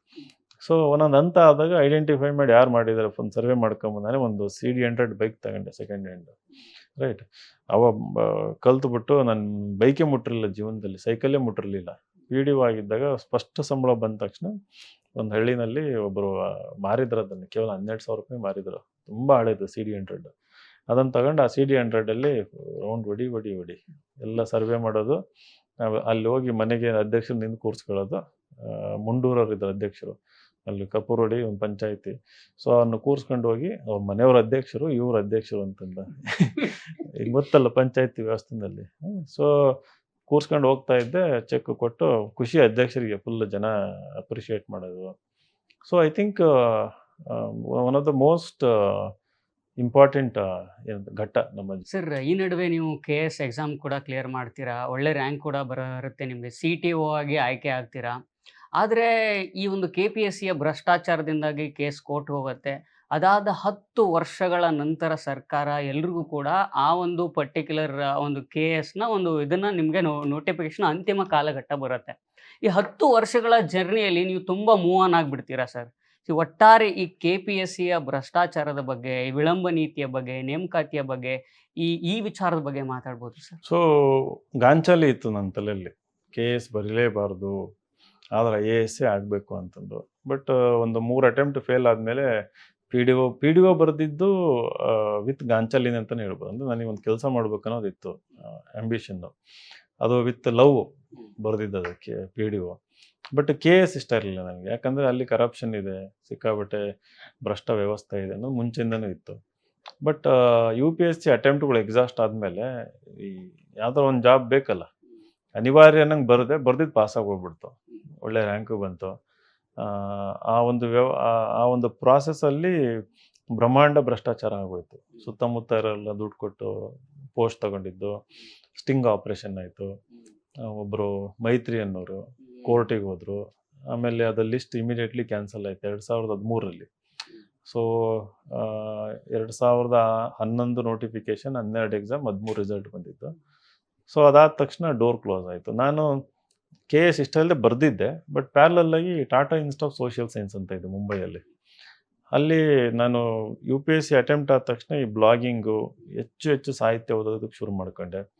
ಆಮೇಲೆ ಸಿಕ್ಕಾಪಟ್ಟೆ ಮೂವೀಸ್ ನೋಡ್ತಾ ಇದ್ದೆ. ನನಗೆ ಅವಾಗ ಮೀಡಿಯಾದಲ್ಲಿ ಏನಾರು ಮಾಡಬೇಕು, ಮತ್ತೆ ಸಾಹಿತ್ಯದ ಒಂದು ಕನಸಿತ್ತಲ್ಲ, ಚಿಗುರು ಹೊಡಿತು ನನಗೆ, ಸಾಹಿತ್ಯ ಮತ್ತು ಮೀಡಿಯಾ ಇಲ್ಲೇನಾರ ಮಾಡೋಣ ಅಂತಂದು. So Tata institute of social science ತುಂಬ ಪ್ರತಿಷ್ಠಿತ ಸಂಸ್ಥೆ ಮುಂಬೈಯಲ್ಲಿ. ಅಲ್ಲೋಗಿ ಇಂಟರ್ವ್ಯೂ ಕೊಟ್ಟೆ. ಆ ಇಂಟರ್ವ್ಯೂನಲ್ಲಿ ಹೈಯೆಸ್ಟ್ ಮಾರ್ಕ್ಸ್ ಬಂದುಬಿಟ್ಟು ನನಗೆ ಅಡ್ಮಿಷನ್ ಸಿಕ್ತು, ಮೀಡಿಯಾ ಆ್ಯಂಡ್ ಕಲ್ಚರಲ್ ಸ್ಟಡೀಸ್ ಅಂತ. ಈ 2 ಆಯ್ಕೆ ಇತ್ತು, ಅಲ್ಲೋಗೋಣ ಇಲ್ಲೋಗೋಣ ಅಂತಂದ್ಬಿಟ್ಟು. ಫಸ್ಟ್ ಇಂಟರ್ವ್ಯೂ ಇದ್ದು ಅಡ್ಮಿಷನ್ ಆಗಬೇಕಿದ್ದು Tata institute of social science. ಈ KS ಪಾಸ್ ಆಗೋಯ್ತಲ್ಲ ಅಂತಂದ್ಬಿಟ್ಟು ಭಾಳ ಒಲ್ಲದ ಮನಸ್ಸಿನಿಂದ ಟಾಟಾ ಇನ್ಸ್ಟಿಟ್ಯೂಟ್ ಆಫ್ ಸೋಷಿಯಲ್ ಸೈನ್ಸಿಗೆ ನಾನು ಹೋಗಲ್ಲ ಅಂತಂದು. ಅಡ್ಮಿಷನ್ ಮಾಡಬೇಕಿತ್ತದು. ಇಲ್ಲಿ ಇನ್ನೇನು KPSC ನೋಟಿಫಿಕೇಶನ್ ಇದು ರಿಸಲ್ಟ್ ಬಂತು, ಇನ್ನೇನು ಲೆಟ್ರ್ ಬರುತ್ತೆ ಅಂತ ಕಾಯಬೇಕಾದ್ರೆ ಈ ಗೌರ್ಮೆಂಟ್ ಬಂದು ಆ ಲಿಸ್ಟ್ನ ಕ್ಯಾನ್ಸಲ್ ಮಾಡಿಬಿಡ್ತು 2013 ಜೂನ್ನಲ್ಲಿ. ಸೊ ಆವಾಗ ಅದನ್ನು ಬಂದಾಗೋಯ್ತು, ಇದನ್ನು ಬಂದಾಗೋಯ್ತು. ಸೊ ನಾನು ಆಮೇಲೆ ಮತ್ತೆ ಹೆಚ್ಚು ಟೈಮ್ ಬ್ಲಾಗಿಗೆ ಕೊಡಬೇಕಾದ್ರೆ ಒಂದು ಐಡಿಯಾ ಬಂತು, ಸಾಕು UPSC ಬಗ್ಗೆ ಜಾಸ್ತಿ ಬರೆಯೋಣ, UPSC ರಿಲೇಟೆಡ್ ಅಂತಂದು. ಮುಂಚೆ ಶುರು ಮಾಡಿದ್ದೆ 2011ರಿಂದನೇ ಬರೆಯೋದಕ್ಕೆ. ಇವಾಗ ಫುಲ್ ಫ್ಲೆಜ್ಡ್ ಆಗಿ ಬರೆಯೋಣ ಅಂತಂದು ಒಂದು ಐಡಿಯಾ ಬಂತು. ಆವಾಗ ತಾನೇ ಟೆಕ್ನಾಲಜಿ ಬೇಸ್ಡ್ ಲರ್ನಿಂಗ್ ಎಲ್ಲೂ ಇರಲಿಲ್ಲ ಅವಾಗ, 2010, 11, 12, 13ರಲ್ಲಿ. For the first time in India I started all these initiatives. So click ಆಯಿತು. ಬಟ್ ಕಮಿಂಗ್ ಟು KPSC ಭ್ರಷ್ಟಾಚಾರ, ಎಷ್ಟು ವರ್ಷ ಆದರೂ ಸುಧಾರಣೆ ಆಗಿಲ್ಲ. ಸುಧಾರಣೆ ಆಗೋದಲ್ಲ, ಇನ್ನೂ ಪಾತಾಳಕ್ಕೆ ಹೋಗಿದೆ ಅದು. ಆ ಸಂಸ್ಥೆ ಇದೆಯಲ್ಲ, ಒಂದು 4-5 ವರ್ಷಕ್ಕೆ ಒಂದು ರೆಕ್ರೂಟ್ಮೆಂಟ್ ಆಗುತ್ತೆ. ಅಲ್ಲಿರೋರೆಲ್ಲ ಕಳ್ಳರೆ, ಅಲ್ಲಿರೋರೆಲ್ಲ ಭ್ರಷ್ಟರೆ, ದುಡ್ಡು ಕೊಟ್ಟು ಅಲ್ಲಿ ಮೆಂಬರ್ ಆಗಿ ಬರೋವಂಥ ವ್ಯವಸ್ಥೆ, ಜಾತಿ ಆಧಾರಿತ ವ್ಯವಸ್ಥೆ. ಒಂದು ಗೌರ್ಮೆಂಟ್ ಬಂದು 10 ಜನ ಆದರೆ ಇನ್ನೊಂದು ಗೌರ್ಮೆಂಟ್ ಕಾಂಪಿಟೇಷನ್ ಮೇಲೆ ಅವ್ರ ಕಡೆಯವ್ರು ಒಂದು 10 ಜನ. ಯಾಕಂದರೆ ಮುಂಚೆಯಿಂದ ಈ ಮುಖ್ಯಮಂತ್ರಿ ಆದಿಯಾಗಿ, ಮಿನಿಸ್ಟರ್ಗಳು ಆದಿಯಾಗಿ KPSCನ ಯಾವ ರೀತಿ ಉಪಯೋಗಿಸ್ಕೊಂಡು ಬಂದಿದ್ದಾರೆ ಅಂತಂದರೆ, ಅವರ ಜಾತಿಗೆ ಅವರಿಗೆ ಬೇಕಾದಂಥ ವ್ಯಕ್ತಿಗಳನ್ನು ಅಡ್ಮಿನಿಸ್ಟ್ರೇಷನಲ್ಲಿ ಕೂರಿಸೋದು. ಅದು ಮುಖ್ಯವಾದ tahsildar, A C, D Y S P, D Y S excise, assistant director ಇಂಥ ಒಂದು ಹುದ್ದೆಗಳಿಗೆ ಕೂರ್ಸ್ಕೊಂತ ಬಂದಿದ್ದಾರೆ. ಮುಂಚೆ ಎಲ್ಲ ಲೆಟ್ರ್ ಕೊಟ್ಟು ಹಿಂಗೆ ಕಳಿಸ್ಬಿಡೋರಂತೆ, ಇವ್ನು ನಮ್ಮ ಮನೆಗೆ ಮಾಡು ಅಂತ. ಬೋರ್ಡು ಅವ್ರನ್ನೇ ಮಾಡಿಬಿಡೋದು. ಇಂಟರ್ವ್ಯೂ ಕಾಟಾಚಾರಕ್ಕೆ ಅಷ್ಟೇ. ಆಮೇಲೆ ಅಲ್ಲಿ ಶಾದಿ ಭಾಗ್ಯ ಅಂತಂದೆಲ್ಲ ಇರುತ್ತೆ. ಸೊ ಅಂದರೆ ಯಾರೋ ಒಬ್ಬ ಪವರ್ಫುಲ್ ಆಫೀಸರ್ ಇರ್ತಾನೆ, ಅವ್ನ ಮಗಳ ಮದುವೆ ಆದರೆ ಅಥವಾ ಮಿನಿಸ್ಟ್ರು ಮಗಳ ಮೊಮ್ಮಗಳು ಇರ್ತಾರೆ, ಅವ್ರ ಮದುವೆ ಆದರೆ ನಿಮಗೆ ಎ ಸಿ ಪೋಸ್ಟು, ಹಿಂಗೆ ಆ ಥರ ಸುಮಾರು ಅಧಿಕಾರಿಗಳು ಕರ್ನಾಟಕ ತುಂಬ ತುಂಬ್ಕೊಂಡ್ಬಿಟ್ಟಿದ್ದಾರೆ ಇವಾಗ. ಸೊ ಆ ಕೆ ಪಿ ಎಸ್ ಸಿ ಅದನ್ನು ಅಬ್ಯೂಸ್ ಮಾಡಿ ಮಾಡಿ ಮಾಡಿ ಮಾಡಿ ಆ ಸಂಸ್ಥೆನ ಗಟ್ಟಿಗೊಳಿಸ್ಬೇಕು, ಕ್ಲೀನ್ ಮಾಡಬೇಕು ಅನ್ನೋದು ಯಾವ ಚೀಫ್ ಮಿನಿಸ್ಟರ್ ತಲೆನಲ್ಲಿ ಇವತ್ತಿನವರೆಗೂ ಬಂದಿಲ್ಲ. ಅದು ಮಾಡೋಕ್ಕಾಗದೇ ಇರೋವಷ್ಟು ಭ್ರಷ್ಟ ಆಗಿದೆ ಅನ್ನೋದು ಇವತ್ತು ಭಾಳ ಸ್ಪಷ್ಟ ಇದೆ. ಇವತ್ತು ನನ್ನ life one of the other dream is to clean K P S C. Total ಹೊಸ ವ್ಯವಸ್ಥೆನೇ ಹುಟ್ಟಾಕಬೇಕು ಕೆ ಪಿ ಎಸ್ ಸಿನಲ್ಲಿ ಅನ್ನೋದು ಒಂದು ಡ್ರೀಮ್ ಇದೆ. ಅದನ್ನು ಹೊರಗಿಂದ ಎತ್ಕೊಂಡು ಮಾಡೋಕ್ಕಾಗಲ್ಲ. ಆಗಬೇಕು. 20-30 ಲಕ್ಷ ಜನ ಆಸ್ಪಿರೆಂಟ್ಸ್ ಪ್ರಿಪೇರ್ ಆಗ್ತಾರೆ. ಪ್ರತಿಯೊಬ್ಬರು ಬಾಳನ್ನು ಹಾಳು ಮಾಡ್ತಾರಂಥದ್ದು ಈ ಕೆ ಪಿ ಎಸ್ ಸಿ. ಅದು ಯಾರಿಗೂ ಇಚ್ಛಾಶಕ್ತಿ ಇಲ್ಲ. ಸುಮ್ಮನೆ ಬರ್ತಾರೆ, ಒಂದು ಮಾತು ಹೇಳ್ತಾರೆ. ನಾವಿಲ್ಲಿ ಫ್ರೀಡಮ್ ಪಾರ್ಕು ಅಲ್ಲಿ ಇಲ್ಲಿ ಎಷ್ಟೇ ಹೋರಾಟ ಮಾಡಿದ್ರು ಅದು ದಪ್ಪ ಚರ್ಮ ಬೆಳೆಸ್ಕೊಂಡ್ಬಿಟ್ಟಿದ್ದಾರೆ. ಅವ್ರಿಗೇನು ತಾಟಲ್ಲ. ಇದ್ರ ಬಗ್ಗೆ ಸಂಪೂರ್ಣ ಅರಿವಿರೋವಂಥವ್ರು, ಆಮೇಲೆ ಎಲ್ಲಿ ಕಾಂಪ್ರಮೈಸ್ ಆಗದೆ ಇರೋವಂಥವ್ರು, ಇಂಟಿಗ್ರಿಟಿ ಇರೋವಂಥವ್ರು ಅಡ್ಮಿನಿಸ್ಟ್ರೇಷನ್ ಒಳಗಿದ್ದಾಗ I think reforms definitely possible. Sir, ನೀವು ಈಗಾಗಲೇ ಹೇಳಿದಾಗೆ ನಾನು ಬ್ಲಾಗನ್ನು ಸ್ಟಾರ್ಟ್ ಮಾಡಿದೆ. ನನ್ನ ಒಂದು ಥಾಟ್ಸನ್ನು ನಾನು ಬ್ಲಾಗ್ ಮೂಲಕ ಇಡೀ ಸಮಾಜಕ್ಕೆ ಹಂಚಲಿಕ್ಕೆ ಸ್ಟಾರ್ಟ್ ಮಾಡಿದೆ ಅಂತ ಹೇಳಿದ್ರಿ. ಸರ್, ಇವತ್ತು ನೋಡಿದಾಗ insightsonindia.com ಪ್ರತಿದಿನ 2-3 ಲಕ್ಷ ಯೂನಿಕ್ ಯೂಸರ್ಸ್, ವಿದ್ಯಾರ್ಥಿಗಳು, ಆಸ್ಪಿರೆಂಟ್ಸ್ ಬಂದು ಅಲ್ಲಿ ಸೆಕ್ಯೂರ್ ಇನಿಷಿಯೇಟಿವ್ ಅಂತ ಇದೆ, ಡೈಲಿ ಕ್ವಿಜಸ್ ಅಂತ ಇದೆ, ಪ್ರತಿದಿನ ಅಲ್ಲಿ ವಿಸಿಟ್ ಮಾಡಿ ಲರ್ನಿಂಗ್ ಮಾಡ್ತಾರೆ. ಸೊ ಈ ಬ್ಲಾಗ್ ಅನ್ನುವಂಥದ್ದು, insightsonindia.com ಅನ್ನುವಂತಹ ಕನಸಿನ ಮೊಳಕೆ ಹೊಡೆದದ್ದು ಯಾವಾಗ, ಹೇಗೆ, ಅದರ ಆರಂಭ ಹೇಗಾಯಿತು ಸರ್? ನಾನು ಅವಾಗಲೇ ಹೇಳಿದೆ, ಸ್ಕೂಲಲ್ಲೇ ಈ ರೈಟಿಂಗ್ ಮಾಡಬೇಕನ್ನೋ ಒಂದು ಅಭ್ಯಾಸ ಬೆಳೆಸ್ಕೊಂಡಿದ್ದೆ. ಸೊ ನೀವು ಸಾಹಿತ್ಯ ಓದ್ತಾ ನೀವು ಸಾಹಿತ್ಯ ಆಗಬೇಕನ್ನೋ ಕನಸು ಬಂದ್ಬಿಡುತ್ತೆ, ಬರೀಬೇಕು ಅಂತಂದು. ಸೊ ಈ U P S C prepare ಆಗಬೇಕಾದ್ರೆ ನನಗೆ ಮುಂಚೆಯಿಂದ ಈ ಪೆನ್ನು ಪೇಪರಲ್ಲಿ ಬರೋದು ನನಗೆ ಇಷ್ಟ ಇರಲಿಲ್ಲ. ಆವಾಗಲೇ ಅದನ್ನೇ ಹೇಳಿದೆ ನನಗೆ. ಸೊ ಇಂಟರ್ನೆಟ್ ಅಂತ ಬಂದಾಗ ಈ wordpress.com ಅನ್ನಲ್ಲಿ ಫಸ್ಟ್ ಟೈಮ್ ನೋಡಿದೆ, ಅಲ್ಲಿ ಬ್ಲಾಗ್ ಅನ್ನೋದು ಒಂದು ನೋಡಿದೆ. ಅದಕ್ಕಿಂತ ಮುಂಚೆ ಒಂದು ಪ್ರಜಾವಾಣಿನಲ್ಲಿ ಒಂದು ಲೇಖನ ಓದಿದ್ದೆ, ಯು ಆರ್ ಅನಂತಮೂರ್ತಿ ಅವ್ರದ್ದು ಒಂದು ಇಂಟರ್ವ್ಯೂ, ರುಜುವಾತು ಅಂತಂದು ಅವ್ರದ್ದೇ ಆದಂಥ ಕನ್ನಡ ಬ್ಲಾಗ್ ಓಪನ್ ಮಾಡಿ ಬರೀತಿದ್ರಂತೆ. ಅದು blogspot.com ಅಲ್ಲಿ. ಅದ್ಯಾಕೋ ಬ್ಲಾಗ್ ಸ್ಪಾಟ್ ಇಷ್ಟ ಆಗಲಿ. ನಾನು ಓಕೆ, ಅನಂತಮೂರ್ತಿ ಅಂತವರೇ ಬರೀತಾ ಇದ್ದಾರೆ, ಈಗ ಅನಂತಮೂರ್ತಿ ಓದಬೇಕಂದ್ರೆ ಏನು ಮಾಡಬೇಕು, ಪೇಪರಲ್ಲಿ ಲೇಖನ ಕಾಯಬೇಕು, ಇಲ್ಲ ಅಂತಂದರೆ ಬುಕ್ ತೊಗೊಂಬಂದು ಓದಬೇಕಿತ್ತು. ಈಗ ನಮ್ಮ ಎದುರಿಗೆ ಬರೀತಾರಲ್ಲ, ಇಂಟರ್ನೆಟ್ ಓಪನ್ ಮಾಡಿದರೆ ಡೈಲಿ ಬರೀತಾರೆ, ಅಲ್ಲಿ ಕೆಳಗೆ ಕಮೆಂಟ್ ಹಾಕಿದರೆ ಅವ್ರಿಗೆ ನೇರವಾಗಿ ಕಮೆಂಟ್ ಹೋಗುತ್ತೆ. ಎಲ್ಲ ಕಮೆಂಟೆಲ್ಲ ಹಾಕ್ತಾ ಇದ್ದೆ, ಒಂದಿನ ಓದಿದ್ರೆಲ್ಲ ಗೊತ್ತಿಲ್ಲ ಅವರು. ಸೊ ನನಗೆ ಅದು ಇನ್ಸ್ಪೈರ್ ಆಗಿ ನಾನು ಬ್ಲಾಗ್ ಮಾಡೋಣ ಅಂತಂದು, ಇಂಗ್ಲೀಷ್ ಕಂಫರ್ಟ್ ಇದ್ದಿದ್ದರಿಂದ ಇಂಗ್ಲೀಷಲ್ಲಿ ಬರೆಯೋಕ್ಕೆ ಶುರು ಮಾಡಿದೆ. ಎಲ್ಲ ವಿಚಾರಗಳು, ಎಲ್ಲ ವಿಷಯಗಳ ಮೇಲೂ ಬರಿತಾ ಇದ್ದೆ. ಸುಮ್ಮನೆ ಫುಲ್ ರ್ಯಾಡಿಕಲ್ ಆಗೂ ಬರಿತಾ ಇದ್ದೆ. ಯಾಕಂದರೆ ಇದು ನನ್ನ ಕಂಫರ್ಟ್ ಝೋನು, ನನ್ನ ಒಂದು ತಾಣ, ಅದು ಜಾಲತಾಣ, ಅದು ನನ್ನ ಒಂದು ಬ್ಲಾಗ್, ಪರ್ಸ್ನಲ್. ಅದು ಏನಾದರೂ ಬರಿಬೋದಿತ್ತು. ಯಾರು ಓದ್ತಾರೆ ನಮ್ಮದೆಲ್ಲ ಬ್ಲಾಗ್ ಬಂದು ಅನ್ನೋ ಒಂದು ಭಯ ಕೂಡ ಇರಲಿಲ್ಲ. ಬಟ್ ಏನಾಯಿತು, ಇವೆಂಚುವಲಿ ಎಷ್ಟು ಪಾಪ್ಯುಲರ್ ಆಯಿತು ನಾನು ಬರಿತಾ ಇದ್ದಿದ್ದು ಅಂತಂದರೆ, ಸಾವಿರಾರು ಜನ ಬರೋಕ್ಕೆ ಶುರು ಮಾಡಿದರು, ಕಮೆಂಟ್ಗಳಲ್ಲಿ ಹಾಕೋಕ್ಕೆ ಶುರು ಮಾಡಿದರು. ಒಂದು ಇನ್ಸಿಡೆಂಟ್ ನೆನಪಿದೆ. ನಾನು ಈ 1984ರಲ್ಲಿ ಇಂದಿರಾ ಗಾಂಧಿ ಹತ್ಯೆ ಆದಾಗ ರಾಜೀವ್ ಗಾಂಧಿ ಹೇಳಿರ್ತಾರಂತೆ ಒಂದು ಸ್ಟೇಟ್ಮೆಂಟ್, ಆ ರೀತಿ ದೈತ್ಯ ಒಂದು ದೊಡ್ಡ ಮರ ಬಿದ್ದಾಗ ಈ ನೋವು ಸಾವು ಸಹಜ ಅಂತಂದು. ಸಿಖ್ ವಿರುದ್ಧ ಒಂದು ದಂಗೆ ಆಯಿತು. ಅವಾಗ ಸಾವಿರಾರು ಜನ ಸಿಖ್ಗಳನ್ನ ಹತ್ಯೆ ಮಾಡ್ತಾರೆ. ಯಾರು, ಇಂದಿರಾ ಗಾಂಧಿ ಪರ ಇರೋವಂಥವ್ರು. ಹಿಂದೂ ಮತ್ತು ಸಿಖ್ ಗಲಭೆ ಆಗುತ್ತೆ ಡೆಲ್ಲಿನಲ್ಲಿ. ಅದರಲ್ಲಿ ಕೇಸ್ ನಡೀತಾ ಇರುತ್ತೆ. ಜಗದೀಶ್ ಟೈಟ್ಲರ್ ಅನ್ನೋರು ಮುಖ್ಯ ಆರೋಪಿ.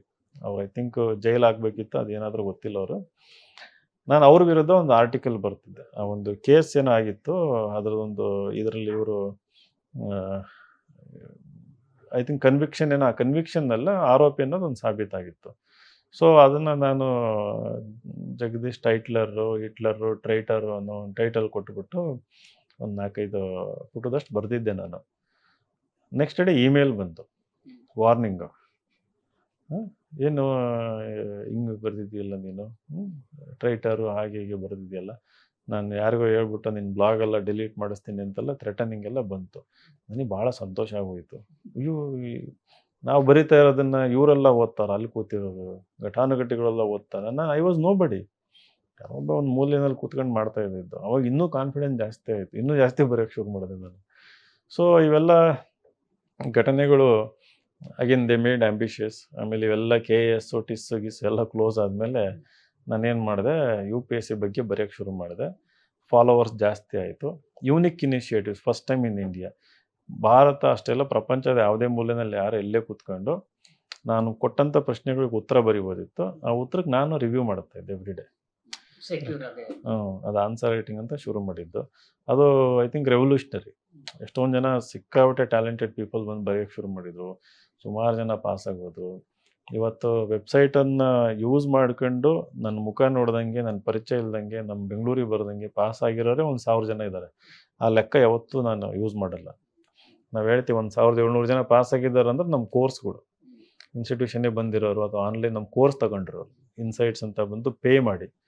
ಬಟ್ ಪೇ ಮಾಡ್ದಂಗೆ ಪಾಸ್ ಆಗಿರೋಂಥವ್ರು ಸಾವಿರಾರು ಜನ ಇದ್ದಾರೆ. ಐ ಥಿಂಕ್ ಅವರೆಲ್ಲರಿಗೂ ಗ್ರ್ಯಾಟಿಟ್ಯೂಡ್ ಇದೆ. ಎಸ್ಪೆಷಲಿ 2013 ಟು 2019 ಆ ಟೈಮಲ್ಲಿ ಯಾವುದು ಸೋರ್ಸ್ ಇರಲಿಲ್ಲ.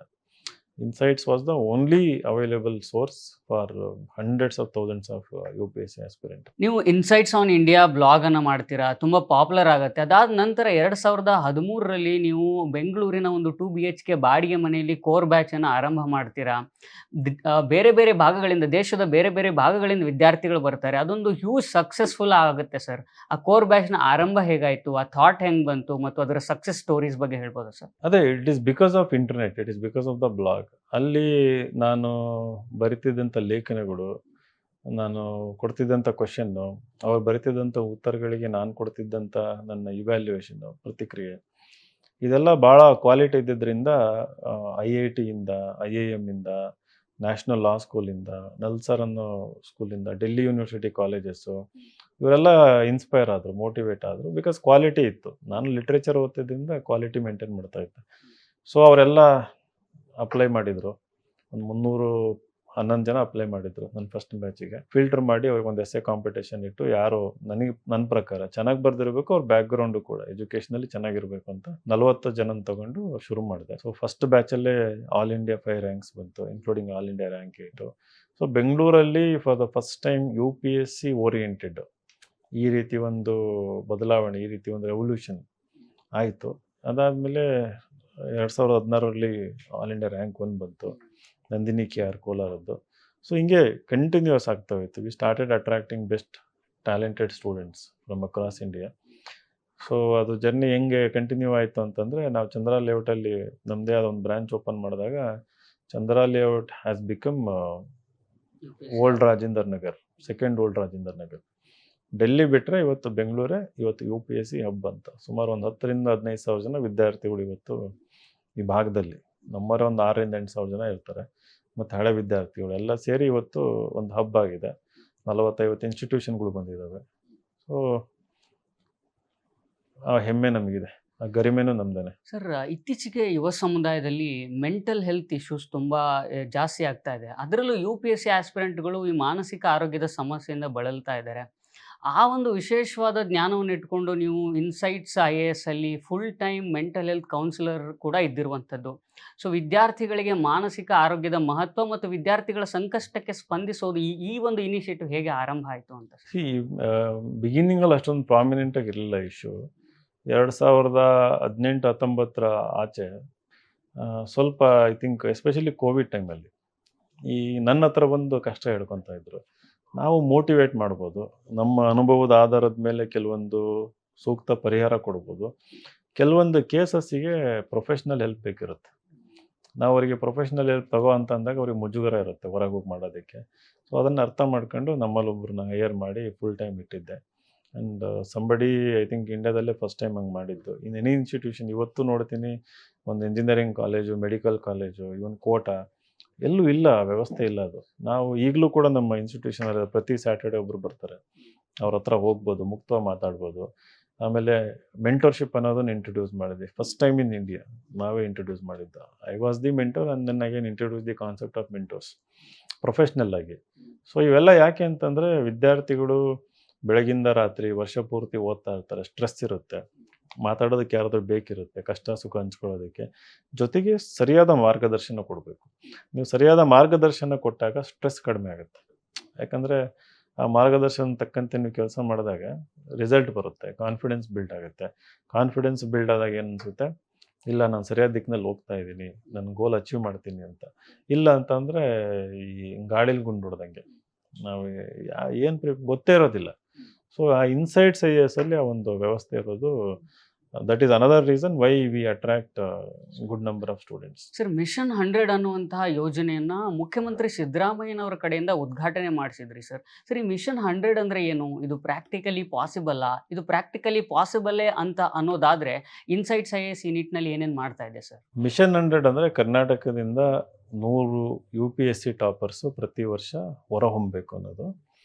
ಸೊ 2023 ಜೂನ್ನಲ್ಲಿ ನಾವು ನಮ್ಮ ಸಂಸ್ಥೆಯಿಂದ ಹೊರಹೊಮ್ಮಿದಂಥ ಟಾಪರ್ಸಿಗೆ ಸನ್ಮಾನ ಕಾರ್ಯಕ್ರಮ ಮಾಡಿದಾಗ ಆಗಿನ ಮುಖ್ಯಮಂತ್ರಿಗಳು, ಅಥವಾ ಈಗಲೂ ಅವರೇ ಇದ್ದಾರೆ, ಸೊ ಶ್ರೀ ಸನ್ಮಾನ್ಯ ಸಿದ್ದರಾಮಯ್ಯನವರು ಅವ್ರು ಬಂದು ಭಾಳ ಪ್ರೀತಿಯಿಂದ ಒಪ್ಕೊಂಡು ಸುಮಾರು ಒಂದು 3 ತಾಸು ಅಲ್ಲಿದ್ದರು ಕಾರ್ಯಕ್ರಮದಲ್ಲಿ.